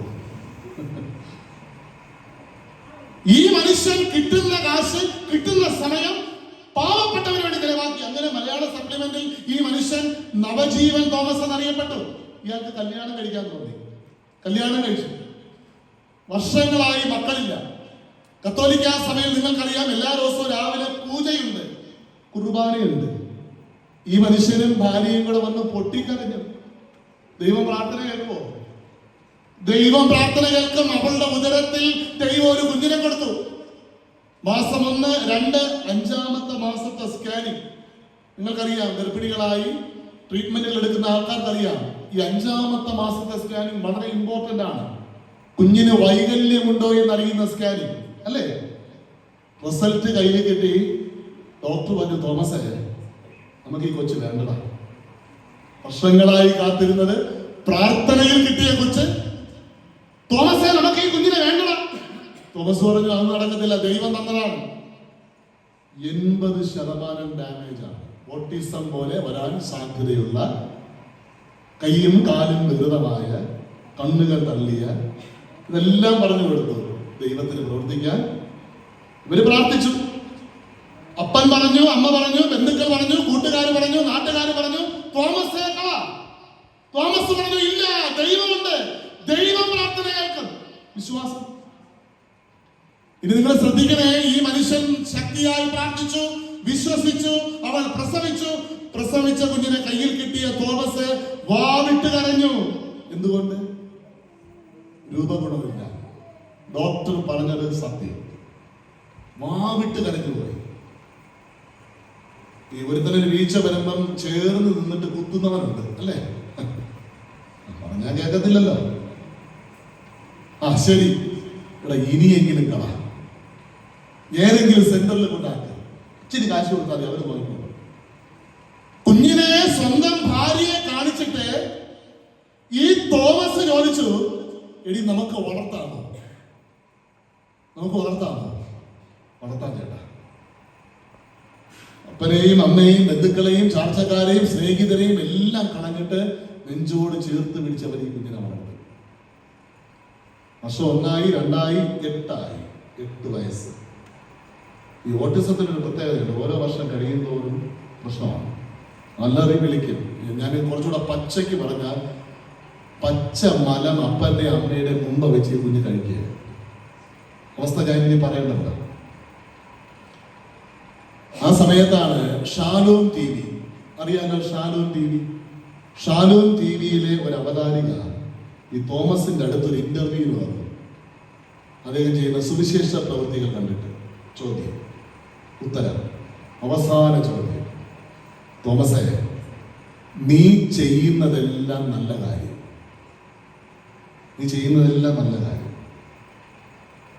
ദൈവം നിനക്ക് തന്നതോ? തോമസെ, നിനക്ക് ദൈവത്തോട് പിണക്കമുണ്ടോ? തോമസിന്റെ വാക്ക്, സ്വർഗത്തിൽ എൻ്റെ അപ്പൻ. ആര്? അപ്പൻ. സ്വർഗത്തിൽ എൻ്റെ അപ്പൻ. രൂപഗുണമില്ലാത്ത, ആരോഗ്യമില്ലാത്ത, സൗന്ദര്യമില്ലാത്ത ഒരു കുഞ്ഞിനെ എടുത്തു വെച്ചിട്ട് ഈ ഭൂമിയിലേക്ക് നോക്കി. ആർക്കു കൊടുക്കാം? ആർക്കു കൊടുത്താൽ ഈ കുഞ്ഞ് വളർത്തി വലുതാക്കും? നല്ല ആരോഗ്യമുള്ള പിള്ളേരെ കൊടുത്തിട്ട് വലിച്ചെറിയുന്ന ഈ നാട്ടിൽ ഈ കുഞ്ഞിനെ ആർക്ക് കൊടുക്കാം? തോമസിന്റെ വാക്ക്, സ്വർഗത്തിലെ അപ്പൻ ഈ തോമസിനെ കണ്ടു. ദൈവം തോമസിന് തന്നു. തോമസ് രണ്ട് കൈയും നീട്ടി സ്വീകരിച്ചു. അടുത്ത് പറഞ്ഞൊരു വാചകമാണ് ഹല്ലേലൂയ. വേദന ഉണ്ടോ? ഉണ്ട്. പ്രയാസമുണ്ടോ? ഉണ്ട്. നഷ്ടമുണ്ടോ? ഉണ്ട്. സമൂഹത്തിന്റെ മുമ്പിൽ നിൽക്കാൻ കഴിയാത്ത അവസ്ഥകളുണ്ടോ? ഉണ്ട്. അതിന്റെ നടുവിൽ എനിക്കൊരു ദൈവമുണ്ട്, അവൻ അറിയാതെ ഒന്നും സംഭവിച്ചിട്ടില്ല എന്ന് വിശ്വസിച്ച് ആ കഷ്ടതയുടെ കൈപ്പിനീര് നെഞ്ചോട് ചേർത്ത് പിടിച്ച് പറഞ്ഞില്ലേ ഹല്ലേലൂയ, അവനാണ് പരിശുദ്ധാത്മാവ്. അല്ലെങ്കിൽ നമ്മളൊരു പാട്ട് പാടും, നിങ്ങൾ പാടുമെന്ന് എനിക്ക് അറിയത്തില്ല, ഞങ്ങളുടെ നാട്ടിൽ പാടുന്നൊരു പാട്ടാണ്. കഷ്ടതയുടെ കയ്പ്. എന്ത് സുന്ദരമായിട്ടുള്ള പാട്ടല്ലേ, നിങ്ങൾക്കറിയോ? എന്ന് ഉറച്ചു പാടിയേ. കഷ്ടതയുടെ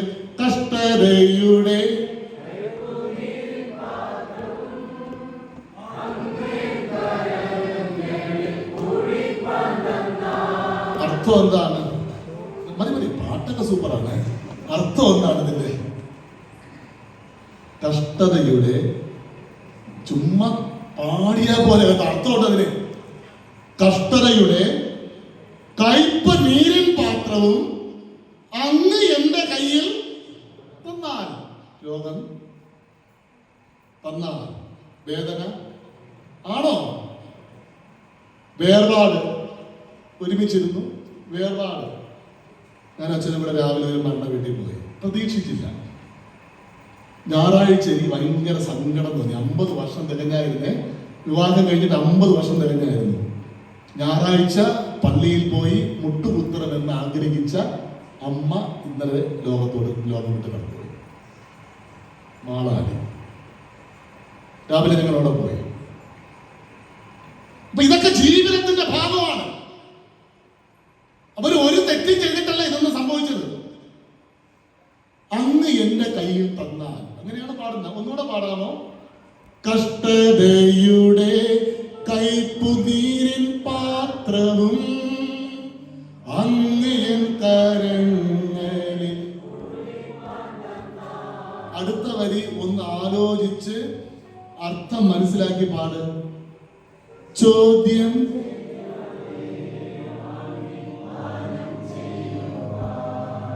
പറ്റുമോ? ഞാൻ പറയാം, ഈ പാട്ട് തിരിച്ചു പാടണം.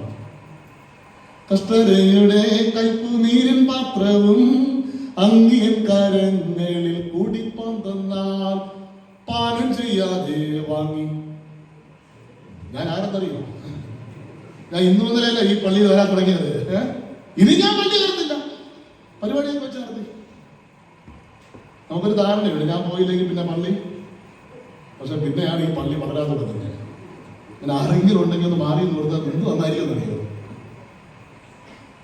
അതുകൊണ്ട് അർത്ഥം മനസ്സിലാക്കി പാടാൻ കഴിയട്ടെ. ചോദ്യം ചെയ്യാതെ വാങ്ങി. അടുത്ത വരി അതിനെക്കാട്ടി അർത്ഥമാണ് തിരുകൃപ, ഗ്രേസ്. നമ്മളൊക്കെ പറയാം, എത്ര പേർക്ക് കൃപ വേണം? കൃപ നമ്മളൊക്കെ പറയും, കൃപ ഇപ്പൊ തരാം. എത്ര പേർക്ക് വേണം? ഒന്ന് കൈവെക്കുന്നതെല്ലാം ഇന്ന് കൃപ കിട്ടും. എത്ര പേർക്ക് വേണം? ആർക്കും വേണ്ട. 1000 രൂപ ഒരു സൈഡിൽ ഇരിക്കുന്നു, ഒരു സൈഡ് കൃപ ഇരിക്കുന്നു. ഏത് വേണം? കൃപ. എടുക്കണ താഴ്ത്തിട്ടോ. വേറെ ആർക്കും വേണ്ട. ഇനി എന്ത് പറയുമെന്ന് അറിയത്തില്ലല്ലേ. ബൈബിളിൽ കൃപ ലഭിച്ച ഒരാളെ ഞാൻ പറയാം. യേശുവിന്റെ അമ്മ ലഭിച്ചവളെ നിനക്ക് പിന്നെ എന്തെങ്കിലും ഒരു സ്വസ്ഥത ഈ സ്ത്രീ അനുഭവിച്ചിട്ടുണ്ടോ? ഇതാണ് കൃപ. കന്യക ഗർഭിണിയായാൽ ഏത് നിമിഷം വേണമെങ്കിലും പരസ്യ വിചാരണ നടത്തി കല്ലെറിഞ്ഞു കൊല്ലാം, വ്യഭിചാര കുറ്റം ചുമത്തി. അതാണ് കൃപ. കുഞ്ഞ് ജനിച്ചു, അതിനു മുമ്പ് തന്നെ ഈ ഗർഭിണിയായ കുഞ്ഞിനെ കൊണ്ട് പ്രസവിച്ചു, എന്തെങ്കിലും സമാധാനമുണ്ടോ? കുഞ്ഞു വളർന്നു, സ്വസ്ഥതയുണ്ടോ? ഓരോ ദിവസവും പുതിയ പുതിയ കുരുത്തക്കേടോട്ട് വരെ. 30 വയസ്സായി, ഇനി 10-ആയി, ഇനി സമാധാനമായിട്ടിരിക്കുന്നു പറഞ്ഞപ്പോഴാണ് പുള്ളിക്കാരൻ ക്രൂശ് കൊടുത്തോണ്ട് കൃപ. ഇതാണ് ക്രിസ്തീയ ജീവിതം. കഷ്ടതയുണ്ട്. അതുകൊണ്ട് എന്റെ മുഖത്ത് നോക്കി ആരെങ്കിലും നിന്റെ കഷ്ടത മാറണമെന്ന് എനിക്ക് അവനെ അടിക്കാൻ തോന്നുന്നു. കാരണം ഈ കഷ്ടതയാണ് എന്റെ വിജയം. ഞാൻ പറയുന്നത് മനസ്സിലാവുന്നു? എന്നെ ശുശ്രൂഷയിൽ ശക്തീകരിച്ചത് എന്റെ വേദനകളാണ്, അല്ലാതെ എന്റെ സന്തോഷമല്ല. കുടുംബത്തിന്റെ അകത്ത് വേർപാടുണ്ടായപ്പോ, സമൂഹം മുഴുവനും തള്ളിക്കളഞ്ഞപ്പോ കഷ്ടതകളെ സ്നേഹിക്കും. കഷ്ടതകളുടെ നടുവിൽ നിന്ന് ദൈവത്തിന് സ്തോത്രം പറയാൻ കഴിയട്ടെ. അപ്പോൾ പരിശുദ്ധാത്മാവ് ഒന്ന് സൂത്രങ്ങൾ കാണിക്കുന്ന മനുഷ്യന്റെ ഉള്ളിൽ പരിശുദ്ധാത്മാവ് പാടുമായിരിക്കും, പ്രസംഗിക്കുമായിരിക്കും, സഭയിൽ മുൻപന്തിയിൽ നിൽക്കുമായിരിക്കും പരിശുദ്ധാത്മാവ്. 2 കഷ്ടതകളെ നെഞ്ചോട് ചേർത്ത് പിടിക്കാൻ കഴിയാത്തവന്റെ ഉള്ളിൽ പരിശുദ്ധാത്മാവ്. 3 ആർ യു ഹാപ്പി? നിങ്ങൾ കംഫർട്ടാണോ? എന്റെ വൈഫ് ഇന്നലെ പറഞ്ഞു, ചാരി ബെഞ്ചിലിരുന്നപ്പോ കുറുക്ക് ഭയങ്കര വേദനയായിരുന്നു. പ്രയാസമുണ്ടോ? ഉണ്ടോ? അവളെ പ്രാർത്ഥനയായിരിക്കും, അച്ഛൻ വിളിച്ച് അവളെ നല്ലൊരു കസേരയായിരിക്കും. നിങ്ങളും കൊച്ചന്മാരാകുന്നുണ്ട്. 3 യേശുക്രിസ്തു മലയുടെ മുകളിൽ നിന്ന് താഴേക്ക് ഇറങ്ങി വന്നു. മക്കളെ ശ്രദ്ധിച്ചിരിക്കേ, യേശു മലയുടെ മുകളിൽ നിന്ന് താഴേക്ക് ഇറങ്ങി വന്നു. കൂടെ ഈ 3 ശിഷ്യന്മാരും വന്നു. താഴെ ഒരു പരിപാടി നടക്കുക. ഒരു അപ്പൻ ഒരു കുഞ്ഞിനെ കൊണ്ടുവന്നു. കുഞ്ഞിന് ചന്ദ്രരോഗമാണ്, അപസ്മാരം എന്ന് പറയാം. ശിഷ്യന്മാര് പഠിച്ച പണി 18 നോക്കി, സൗഖ്യം കൊടുക്കാൻ പറ്റിയില്ല. യേശു സൗഖ്യം കൊടുത്തിട്ട് ചോദിക്കുന്ന ഒരു ചോദ്യമാണ്, നിങ്ങളുടെ വിശ്വാസമില്ലാത്തവന്റെ ഉള്ളിൽ പരിശുദ്ധാത്മാവ് ഇല്ല. വിശ്വാസം. ഈ വിശ്വാസത്തിന് ഞാനൊരു വാക്യം പറയാം, നിങ്ങൾ എന്റെ കൂടെ ചേർന്ന് പറയണേ. എന്നെ കുറച്ചുകൂടെ പതുക്കെ പറ. എന്നെ കുറച്ചുകൂടെ പതുക്കെ പറ. എന്നെ ഉറച്ചു പറ. എന്നെ ശക്തനാക്കുന്നവൻ മുഖാന്തരം ഞാൻ സകലത്തിലും മതിയായവനാണ്. ഉറച്ചു പറ. എന്നെ ശക്തനാക്കുന്നവൻ മുഖാന്തരം ഞാൻ സകലത്തിലും മതിയായവനാണ്. ഈ വാക്യത്തെ ഞാൻ നിങ്ങളുടെ അനുവാദത്തോടെ 2ആയിട്ട് മുറിക്കുന്നു. എന്നെ ശക്തനാക്കുന്നവൻ മുഖാന്തരം കട്ട്, ഞാൻ സകലത്തിലും മതിയായവനാണ്. ഒരു വാക്യം 2ആയി. എന്നെ ശക്തനാക്കുന്നവൻ മുഖാന്തരം, എന്നെ ശക്തീകരിക്കുന്ന ഒരു ദൈവമുണ്ട്. എന്താണ് വിശ്വാസം എന്ന് ഞാൻ പറയാൻ പോവുകയാണ്. അപ്പൊ എന്നെ ശക്തീകരിക്കുന്ന ഒരു ദൈവം ഉണ്ടെങ്കിൽ 1 ദൈവവിശ്വാസം. തീർന്നില്ല, ദൈവവിശ്വാസം മാത്രം പോരാ. 24 മണിക്കൂറും പള്ളിയും പ്രാർത്ഥനയും അത് മാത്രം പോരാ. 2 ഞാൻ സകലത്തിലും മതിയായവനാണ്. ആത്മവിശ്വാസം. ഇത് 2 ചേരുമ്പോഴാണ് വിശ്വാസം പൂർണ്ണമാകുന്നത്. ദൈവവിശ്വാസവും വേണം. ഉണ്ടോ? ദൈവവിശ്വാസമുണ്ട്, ആത്മവിശ്വാസമുണ്ട്. ഇത് 2 ചേർന്ന ഒരു വ്യക്തിയെ ഞാൻ പരിചയപ്പെടുത്തട്ടെ. അബ്രഹാമിന് നമ്മൾ അറിയപ്പെടുന്ന പേര് വിശ്വാസികളുടെ. അത് വെറുതെ രാവിലെ എഴുന്നേറ്റപ്പം കിട്ടിയതല്ല. ഒരു ദിവസം രാത്രി അബ്രഹാം കിടന്നുറങ്ങുകയായിരുന്നു. ദൈവത്തിന്റെ ദൂതൻ വന്നു. ദൈവത്തിന്റെ ദൂതൻ വരുന്ന ഇഷ്ടമുണ്ടോ? ചുമ്മാ വരത്തില്ല. ഇനി ഞാൻ പറയണ കേള്. അപ്പൊ ദൈവത്തിന്റെ ദൂതൻ വന്നിട്ട് അബ്രഹാമിനോട് പറയുകയാണ്, അബ്രഹാമേ, നീ സ്നേഹിക്കുന്ന നിന്റെ ഏകജാതനായ നിന്റെ മകനെ നീ എന്ത് ചെയ്യണം? പറ്റുമോ? കൃപയും ഉണ്ട്, എല്ലാം ഉണ്ട്. പറ്റുമോ? ഉറങ്ങുമോ? ആ രാത്രി ഉറങ്ങുമോ? പറ്റൂല. അബ്രഹാം സുഖമായി ഉറങ്ങി. ഒരു വിശ്വാസി ഉറങ്ങും. ഉൽപ്പത്തി പുസ്തകം 22 അധ്യായമാണ്. ഇപ്പൊ തുറക്കണ്ട, ഞാൻ പറഞ്ഞിട്ട് തുറന്നാൽ മതി. അവൻ രാവിലെ നേരത്തെ എഴുന്നേറ്റ്, ബൈബിളൊക്കെ ഇങ്ങനെ വായിച്ചാല് നമ്മൾ ശക്തരായിട്ട് മാറും. അധികാലത്ത് എഴുന്നേറ്റാണ് അവിടെ രേഖപ്പെടുത്തിയിരിക്കുന്നത്. ഉൽപ്പത്തി പുസ്തകം 22 അധ്യായത്തിൽ തുടക്കം. കഴുതയ്ക്ക് കോപ്പിട്ടു, ബാല്യക്കാരനെ വിളിച്ചുകൊണ്ട് വന്നു, വിറക് കീറി. ടെൻഷൻ കാണും?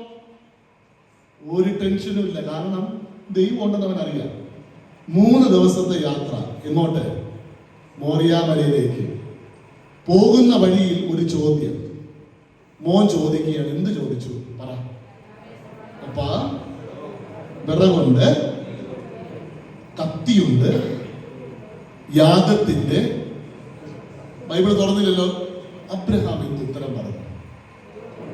ഉറച്ചു പറയുന്നേ, പൊട്ട തെറ്റാണെങ്കിലും കുഴപ്പമില്ല, ഉറച്ചു പറ. അങ്ങനെയാണോ പറഞ്ഞേ? ഇനി ബൈബിൾ തുറന്നു. ഉൽപ്പത്തി പുസ്തകം 22 അധ്യായം 7ഉം 8ഉം വാക്യം വായിച്ചിട്ട് പറ. അബ്രഹാം ശരിക്കും എന്താ പറഞ്ഞേ?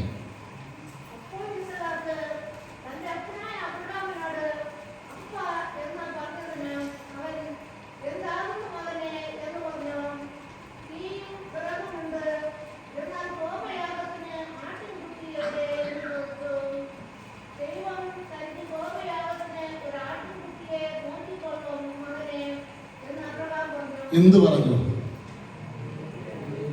ദൈവം നോക്കിക്കൊള്ളുന്നാണോ പറഞ്ഞത്? പിന്നെ എന്ത് പറഞ്ഞു?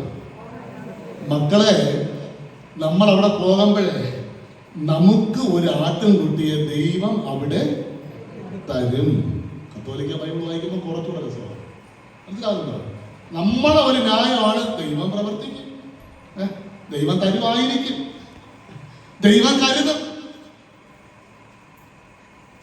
ഒരു വിശ്വാസി ജീവിതത്തിന്റെ നിർണായക ഘട്ടങ്ങളിൽ ഇങ്ങനെ പറയും, മക്കളെ, നമ്മളവിടെ പോകുമ്പോൾ നമുക്ക് ദൈവം ഒരാട്ടിൻകുട്ടിയെ തരും. ഈ വിശ്വാസം പറയണം. പറ്റുമോ? ദൈവം തരും.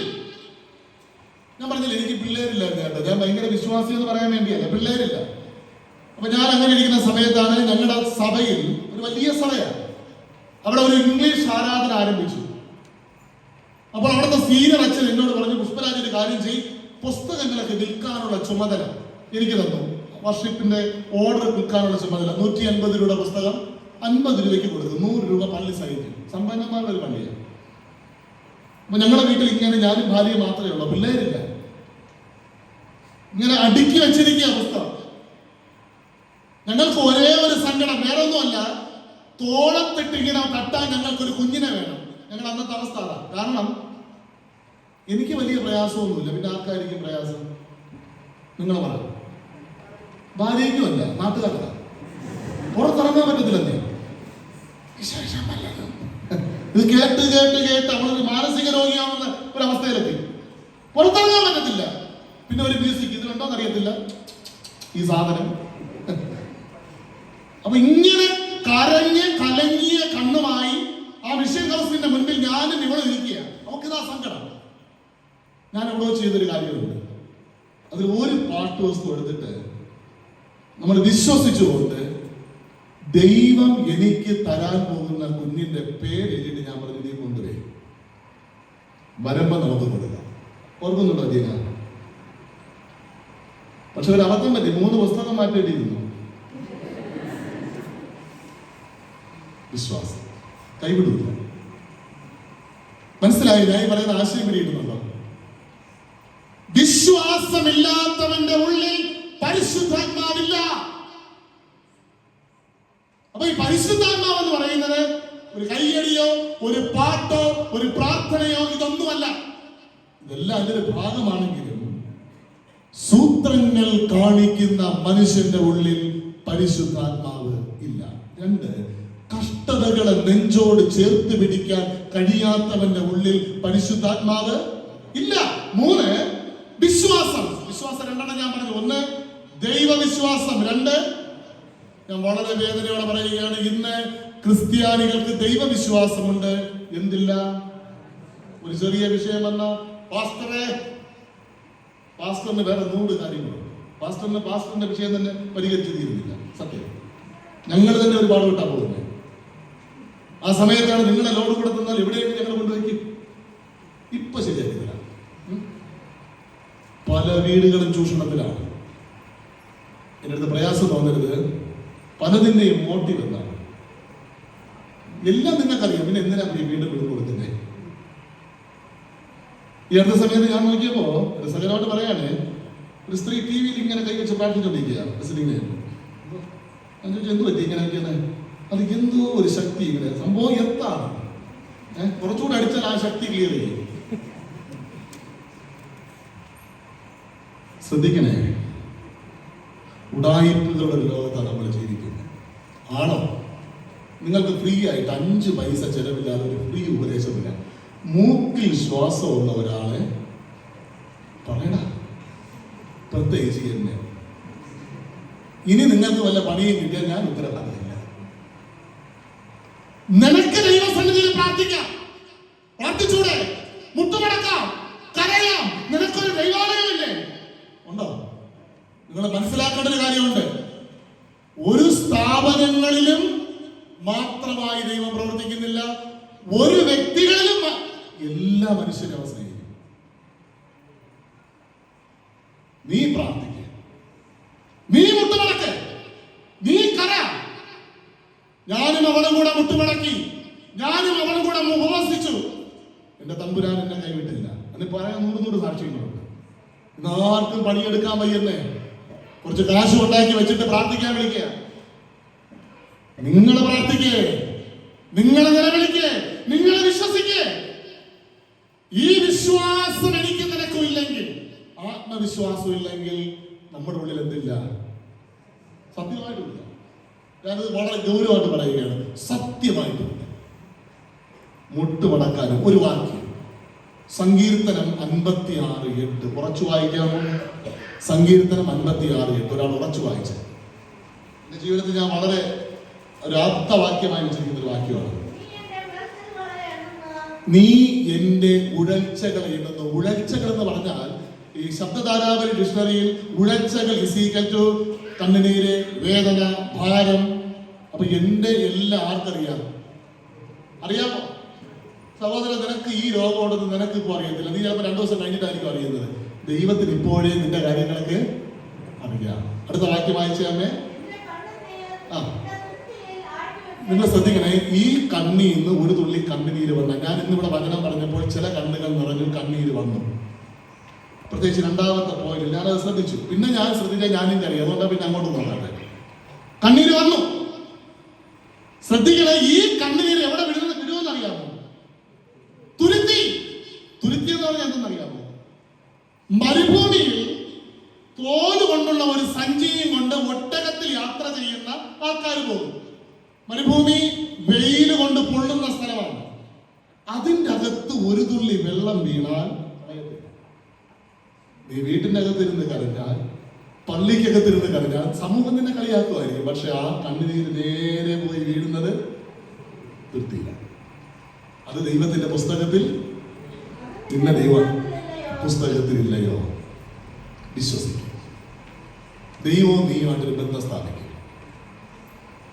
പണ്ടൊക്കെ ആയിരുന്നു തിരശീല കീറുന്നതിന് മുൻപായിരുന്നു എനിക്കൊരു മധ്യസ്ഥന്റെ ആവശ്യം. വിഷമം തോന്നല്ലേ ഞാൻ ഈ പറയുന്നത്? ഇത് നിനക്ക് കരയാം, നിനക്ക് നിലവിളിക്കാം, നിനക്ക് മുട്ടുമടക്കാം, നിനക്ക് വാവിട്ട് പ്രാർത്ഥിക്കാം. അവൻ നിന്റെ മുമ്പിൽ നേരിട്ടിറങ്ങി വന്ന് നിന്നെ നെഞ്ചോട് ചേർത്ത് പിടിച്ച് നിന്നെ ആശ്വസിപ്പിക്കുക തന്നെ ചെയ്യും. ഒരു സംശയമില്ല. ഈ വിശ്വാസം ഇല്ലെങ്കിൽ പ്രശ്നം വരും. പ്രിയപ്പെട്ടവരെ, പ്രശ്നം വരും. അതുകൊണ്ട് നിങ്ങൾ അത് കണ്ട് തന്നെ ജീവിക്കുക. രോഗങ്ങൾ വരും, പ്രയാസങ്ങൾ വരും. പക്ഷെ അതിന്റെ നടുവിൽ നിനക്കൊരു ധൈര്യം വേണം, ഒരു വിശ്വാസം. 3 ചിന്തകൾ ഞാൻ പറഞ്ഞു. 1, ദൈവത്തിന് നന്ദി, നല്ലൊരു സഭ. കാരണം നമ്മൾ ഒരിക്കൽ പ്രസംഗിച്ച പ്രസംഗം വീണ്ടും വീണ്ടും പ്രസംഗിക്കുക.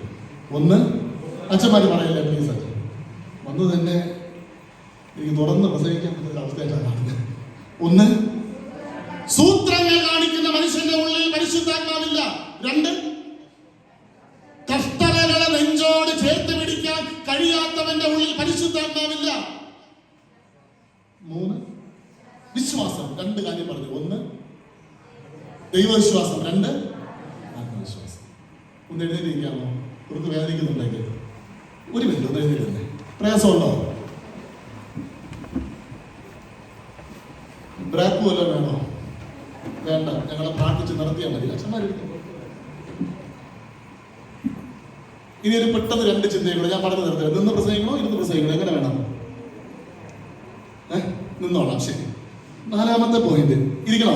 ഇരുന്നേ. ഞാനൊന്ന് കൊടുക്ക്. അതെ, 4ാമത്തെ പോയിന്റ്. ഇതിൻ്റെ അകത്ത് ഗ്യാപ്പ് കിട്ടിയപ്പോൾ ഒരാൾ ചാടി പുറത്ത്. ഒരാൾ പോകാൻ നിന്നെങ്കിൽ ഇരുന്നെന്ന് തോന്നുന്നു. നമ്മൾ ഗ്യാപ്പ് കൊടുത്താൽ 1-2 പേർക്ക് പോകാനത് സംഭവം. 4 ഭയങ്കര രസമാണ്. 4ാമത്തെ ചിന്ത എന്താണെന്ന് അറിയോ? യേശുവിന്റെ മുൻപിൽ 47 മുതലുള്ള വാക്യങ്ങളാണ്. ഇനി എന്നെ ഒന്ന് ശ്രദ്ധിക്കണം. ശിഷ്യന്മാരെല്ലാം ഇങ്ങനെ വളഞ്ഞിരിക്കുക, 12 പേര്. അവർക്കൊരു ചിന്ത, ആരാണ് വലിയവൻ? അപ്പൊ ഞാൻ ഒറ്റ വാക്കിൽ എന്ന് പറഞ്ഞ് നിർത്താം. അഹങ്കരിക്കുന്നവന്റെ ഉള്ളിൽ പരിശുദ്ധാത്മാവില്ലേ? ഞാനില്ലെങ്കിൽ ഈ പരിപാടി ഇങ്ങനെ നടക്കണമെന്ന് കാണട്ടെ, അല്ലേ? എന്തെങ്കിലും കുറവ് വന്നോ? ഇല്ല. എല്ലാം നന്മയായിരുന്നില്ലേ? എനിക്കറിയത്തില്ല, ഞാൻ ചുമ്മാ പറയുകയാണ്. ഒരു മനുഷ്യൻ അഹങ്കരിക്കുകയാണെങ്കിൽ ഇന്ന് അഹങ്കാരത്തിന് കയ്യും കാലും വെച്ച അവസ്ഥയിലാണ് മനുഷ്യൻ ജീവിക്കുന്നത്. കാരണം എന്താണെന്ന് അറിയാമോ? അതിനും കാരണം മനുഷ്യനാണ്. കാരണം ഒരു മനുഷ്യനും മുഖത്ത് നോക്കി സത്യം പറയത്തില്ലെന്നേ. കൺവെൻഷന് ഞങ്ങളൊക്കെ പോയാൽ ശ്രുതി മധുരമായി ഗാനങ്ങൾ ആലപിക്കുന്ന ഗായക, അത് കേൾക്കുമ്പോൾ അവർക്കൊരു സന്തോഷം. എന്താണ് പാടിയതെന്ന് റെക്കോർഡ് ചെയ്ത് കേൾക്കണം. അത് കേൾക്കത്തില്ല. സുവിശേഷം പിന്നെ അങ്ങോട്ട് പാട്ടാണ്. എന്റെ അടുത്ത് പറയും ഭയങ്കര പ്രസംഗം. എനിക്കറിയാം.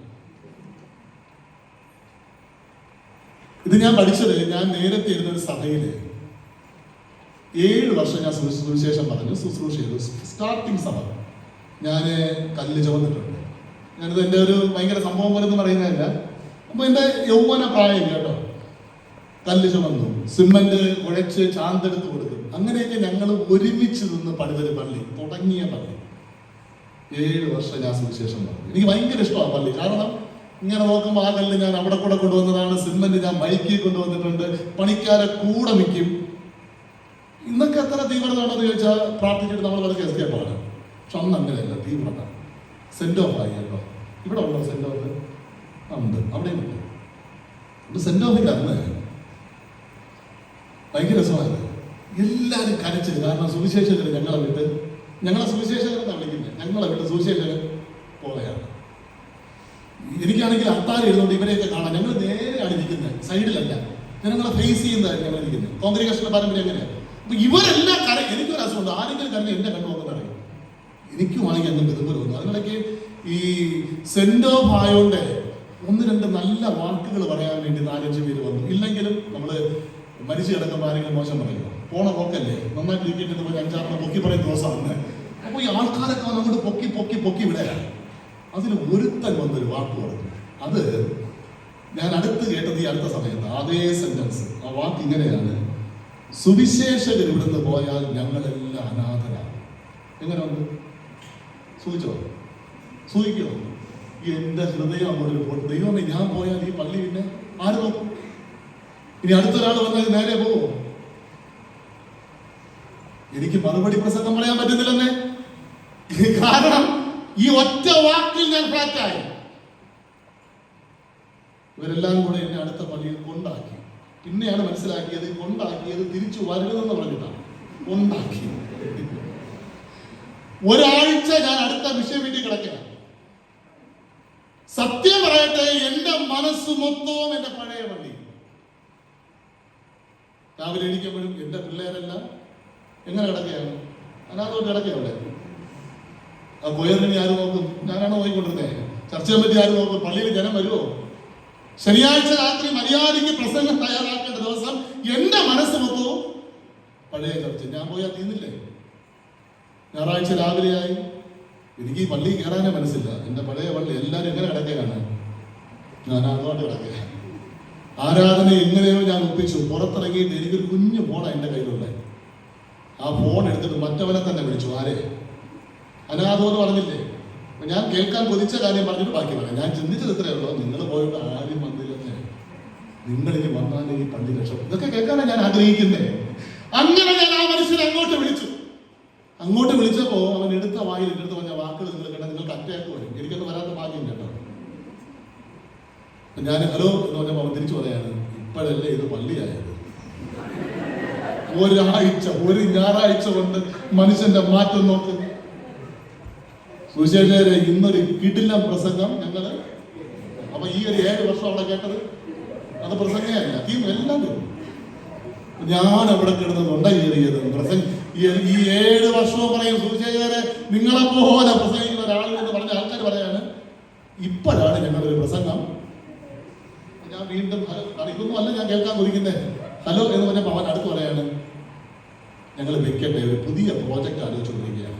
ഞാൻ അപ്പൊ തന്നെ ഫോൺ കട്ട് ചെയ്ത് അവന്റെ നമ്പർ ഡിലീറ്റ് ചെയ്തിട്ടുണ്ട്. കാരണം വേണ്ടതേ ഇത്രയൊക്കെ ഉള്ളൂ. അതുകൊണ്ട് ഞാൻ ഒരു പുലിയാണെന്ന് ആരെങ്കിലും പറഞ്ഞാൽ നീ അഹങ്കരിക്കരുത്. കൃപ ദൈവം ഒരു അവസരം തന്നു അല്ലേ? ഈ വർഷം ഇത്രയും നീക്കാണ്ട് ഈ പരിപാടി നടക്കുന്നില്ലേ, ഞാൻ വന്നോളാം കേട്ടോ അല്ലേ? അങ്ങനെ ചിന്തിക്കുന്നെങ്കിൽ ഞാനാണ് ഏറ്റവും വലിയ മണ്ണം. കാരണം ദൈവം ഒരു അവസരം തന്നു.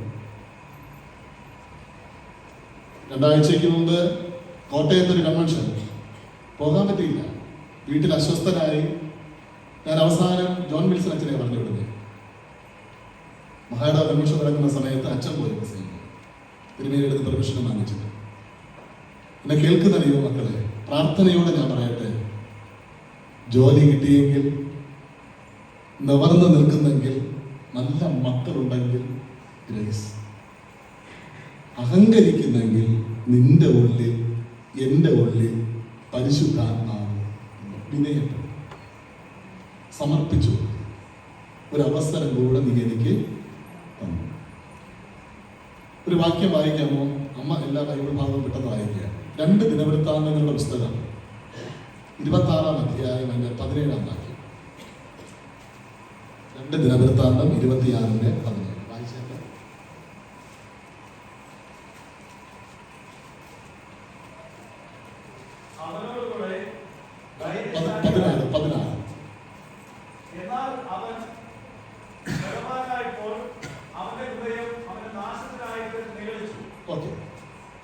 ഞാൻ ഈ വാക്യം ഒന്നുകൂടെ പറഞ്ഞിട്ട് നിങ്ങൾക്ക് ഞാനൊരു ചോദ്യം ചോദിക്കും.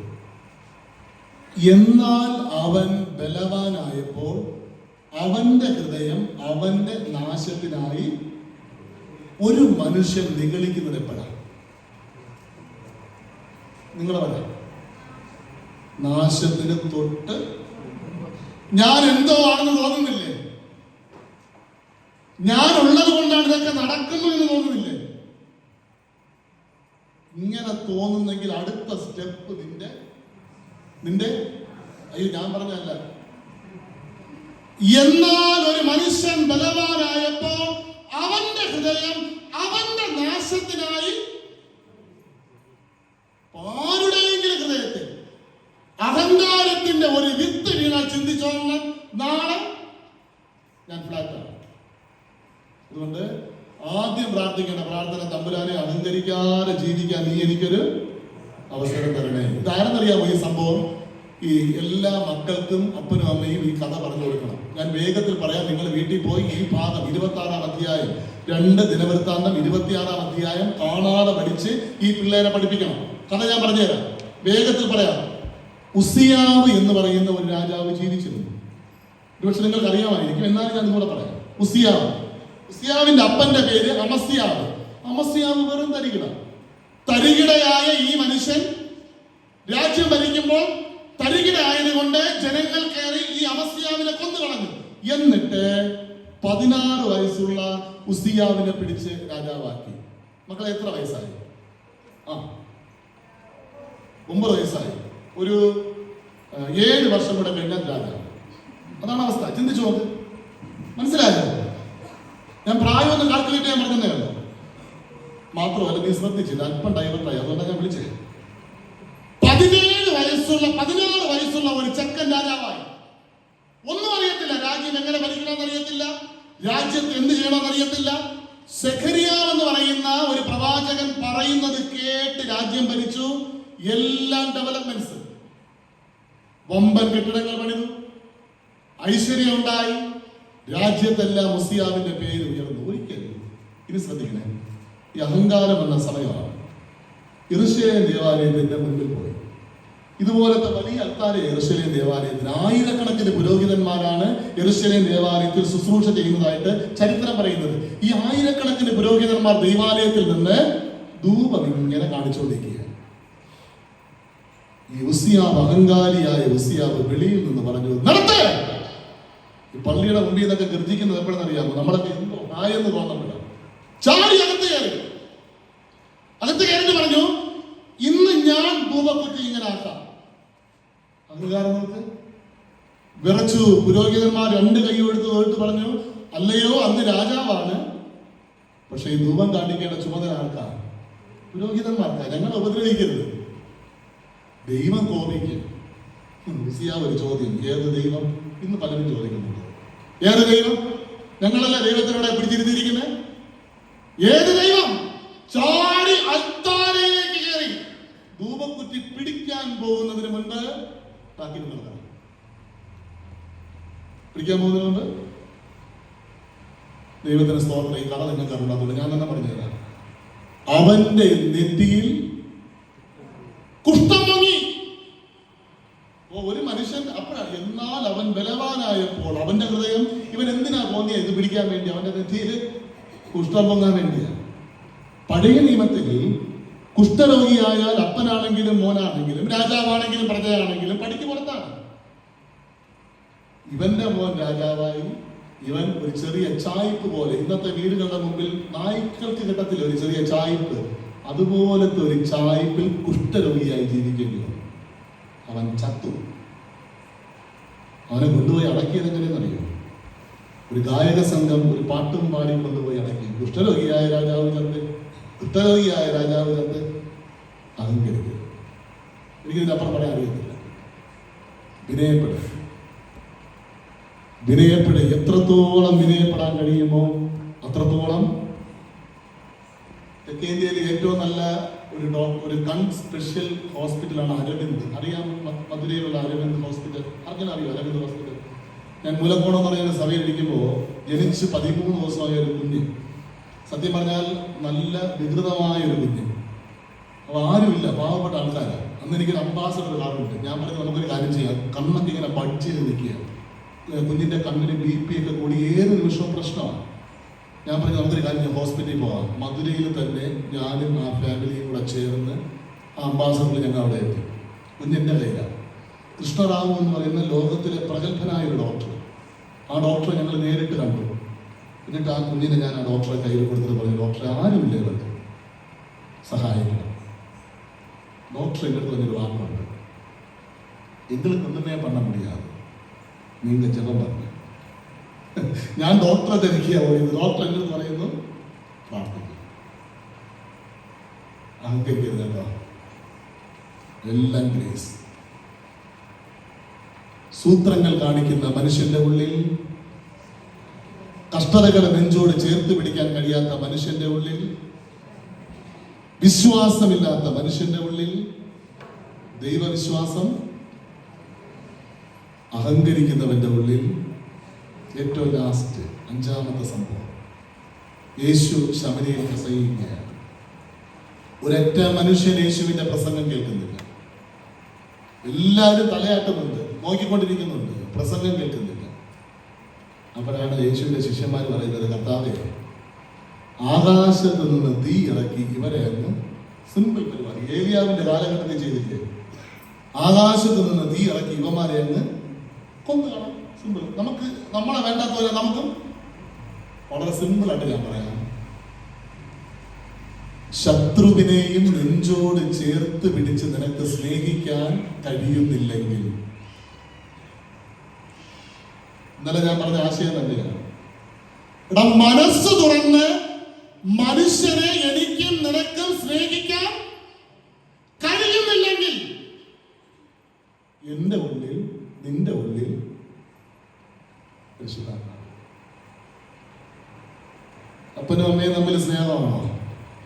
ഭയങ്കര വിശ്വാസികളാ, 3 അടുക്കളയും. അവിടെ ഒരു അടുക്കള, ഇവിടെ ഒരു പ്രാർത്ഥന, ഇവിടെ പ്രാർത്ഥന നടത്തുമ്പോൾ ഇവര് പാട്ട് കൊടുക്കണം. വിശ്വാസം കൂടി മേലെ കുഴപ്പമാണ്. ഒരു ആരാധനാലയത്തിൽ ഇരിക്കുമ്പോഴും മുഖത്ത് നോക്കാൻ കഴിയുന്നില്ല. ഒരുമിച്ച് ശുശ്രൂഷ ചെയ്യുമ്പോഴും അഭിനന്ദിക്കാൻ പറ്റുന്നില്ല. സ്നേഹം ഉണ്ടോ? ഈ ലോകത്ത് ഈ കാലഘട്ടത്തെ കുറിച്ച് ബൈബിൾ പറയുന്നത് മനുഷ്യൻ സ്വസ്നേഹികളായിട്ട് മാറുമെന്നാണ്. സ്വന്തമായിട്ട് ഭാര്യയെ പോലും സ്നേഹിക്കുന്നു, മക്കളെ പോലും സ്നേഹിക്കുന്നു, അവനവനെ സ്നേഹിക്കുന്ന ഒരു കാലഘട്ടം. മനസ്സ് തുറന്ന് എനിക്ക് നിങ്ങൾക്കും മറ്റുള്ളവരെ നെഞ്ചോട് ചേർത്ത് പിടിച്ച് സ്നേഹിക്കാൻ കഴിയുന്നില്ലെങ്കിൽ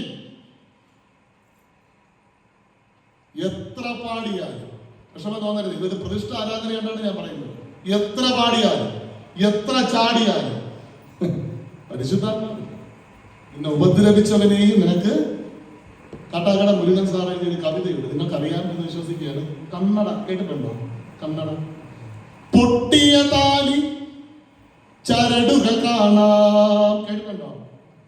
ഉണ്ടോ? ഇല്ല, ഉണ്ട്. എന്താണ് അതിന്റെ അർത്ഥം? പൊട്ടിയ താലി ചരടുകൾ. ദേവാലയത്തിൽ വന്നിട്ട് ഞങ്ങൾ പറയുന്നൊരു പ്രതിജ്ഞയുണ്ട്, ഇവിടെ ഉണ്ടോ എന്ന് എനിക്ക് അറിയത്തില്ല. നന്മയിലും, ഇവിടെ ഉണ്ടോ? ഒന്ന് പറഞ്ഞേ. നന്മയിലും, എല്ലാം പഠിച്ചു വെച്ചിരിക്കുക. നന്മയിലും, സമ്പത്തിലും, ദാരിദ്ര്യത്തിലും, അടുത്ത ദീനത്തിലും സുഖത്തിലും കോടതി നമ്മെ പറ ആണോ? ദൈവനാമത്തിൽ ദൈവാലയത്തിൽ വന്നിട്ട് കടകട മുരുകൻ സാർ പാടുകയാണ്. പൊട്ടിയ താലി ചരടുകൾ കാണാം, പൊട്ടാമധ്യ കുപ്പികൾ കാണാം. എന്റെ ജീവിതത്തിലെ ഏറ്റവും കൂടുതൽ വേദനിച്ച സംഭവം ഞാൻ പറയാം. ഒരിക്കൽ ഞാനൊരു കൺവെൻഷൻ പ്രസംഗിച്ചിട്ട് എന്റെ നാട്ടില് ബൈക്കിലാണ് ഞാൻ പോകുന്നത്. ഹെൽമെറ്റ് എടുക്കാൻ പറഞ്ഞു. 3 ദിവസത്തെ കൺവെൻഷൻ, 3ാമത്തെ ദിവസം കൺവെൻഷനൊക്കെ കഴിഞ്ഞിട്ട് ഞാൻ ഹെൽമെറ്റ് എടുക്കാൻ പറഞ്ഞു. എന്നെ തീയൊക്കെ തന്നവർ സെറ്റിൽ ചെയ്ത് തന്നെ വിട്ടു. കുറച്ചു ദൂരം വേഗമാണ് എനിക്ക് ഓർമ്മ വന്നത്. ഹെൽമെറ്റ് എടുക്കില്ല. ഞാൻ തിരിച്ച് ഇങ്ങനെ ബൈക്ക് വളച്ച് ഇങ്ങനെ നേരെ ചർച്ചിന്റെ ഫ്രണ്ടിൽ എന്റെ ഹെഡേക്ക് അടിക്കുകയാണ്. ഞാൻ നോക്കിയപ്പോ സെക്രട്ടറി തിരുവനന്തപുരം വിളിച്ചോണ്ടിരിക്കുക.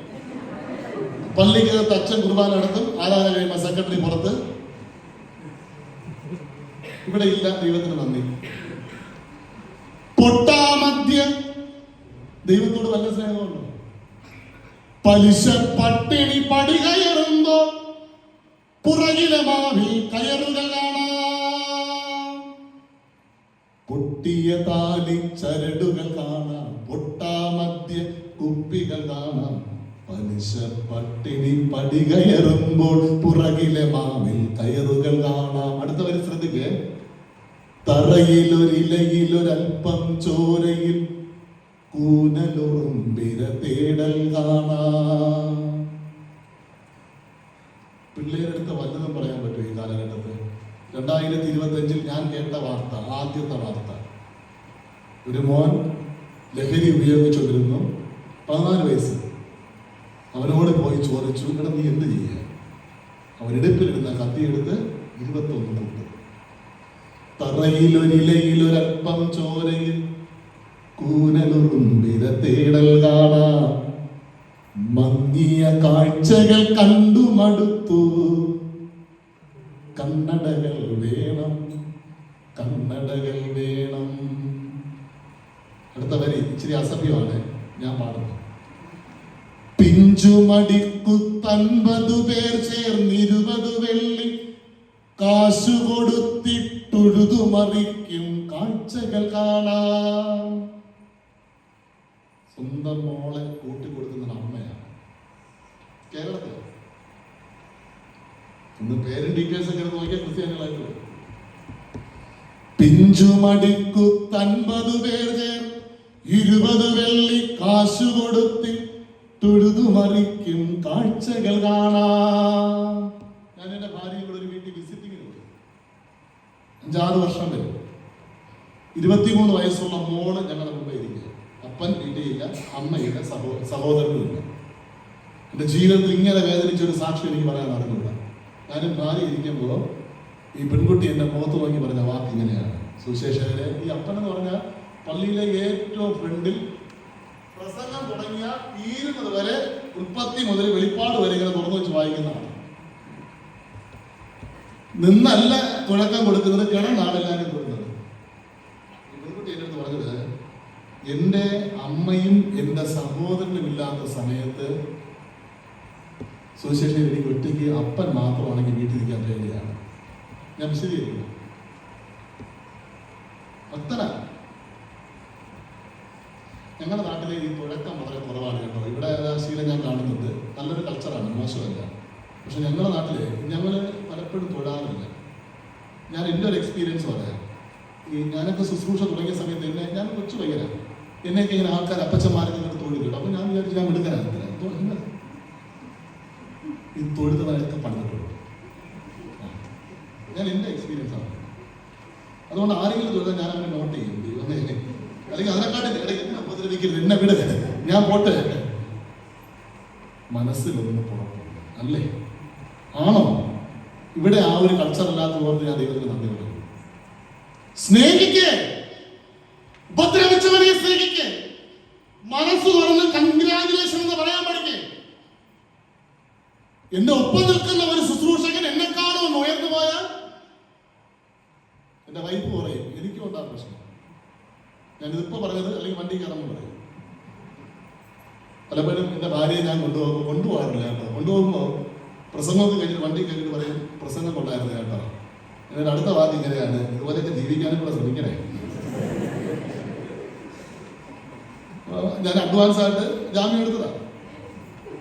എന്നെ കേൾക്കുന്ന ദൈവമക്കളെ, മനസ്സ് തുറന്ന് എനിക്ക് മറ്റുള്ളവരെ സ്നേഹിക്കാൻ കഴിയുന്നില്ലെങ്കിൽ എൻ്റെ ഉള്ളിൽ നമ്മുടെ വചന ശുശ്രൂഷ ഇന്ന് ഞാൻ നടത്തി. ഇനി നിങ്ങൾ ഈ ചോദ്യങ്ങളൊന്ന് ചോദിക്കും. ഞാൻ ചോദിക്കാം, നിങ്ങൾ ഉത്തരം പറയണം കേട്ടോ. ഹൃദയത്തിൽ പറയണം. സൂത്രങ്ങൾ കാണിക്കുന്ന മനുഷ്യനാണോ ഞാൻ? Yes or no? ഹൃദയത്തിൽ ഒരു ടിക്കറ്റോ, ഒരു PSC ക്വസ്റ്റ്യൻ അവരവർക്ക് ടിക്കറ്റാ. ഉത്തരങ്ങളും എല്ലാം നിങ്ങൾക്ക് തന്നെ എത്ര മാർക്ക് കിട്ടിയത് കണക്കാക്കി നോക്കാം. യെസ് സ്നോ അടിച്ചു കളയരുത്, രണ്ടും കൂടെ കയറി അടിച്ചു കളയരുത്. ജീവിതത്തിൽ തന്ത്രം, കുതന്ത്രം, സൂത്രം, ഉഡായിപ്പ്, വേറെ വാക്കുകളുണ്ടോ മക്കളെ? ഇനിയുണ്ട്. ഇങ്ങനെ മറ്റു മനുഷ്യരെ ദ്രോഹിച്ചിട്ട് ഹല്ലേലൂയ പാടുന്ന ആളാണ് ഞാൻ. Yes or no? ടിക്കറ്റോ? ഇട്ടില്ലെന്നാണോ? ഇട്ടതാണോ? ഇട്ടു. കഷ്ടതകൾ വരുമ്പോൾ പിറുപിറുക്കുന്ന അനുഭവമാണോ എന്റെ ജീവിതത്തിലുള്ളത്? സ്തോത്രം പറയുന്ന അനുഭവമാണോ എന്റെ ജീവിതത്തിലുള്ളത്? കഷ്ടതകളെ സ്നേഹിക്കുന്ന വ്യക്തിയാണോ ഞാൻ? Yes or no? കഷ്ടത ഇഷ്ടമുണ്ടോ? വിശ്വാസമുള്ള മനുഷ്യനാണോ ഞാൻ? നീ വിശ്വാസിയാണെങ്കിൽ നിനക്ക് 2 കാര്യങ്ങൾ ഉണ്ടാകും. ഒന്ന് ദൈവവിശ്വാസം, 2 എന്ത് പ്രശ്നം വന്നാലും നെഞ്ചും വിടർത്തി നിൽക്കും.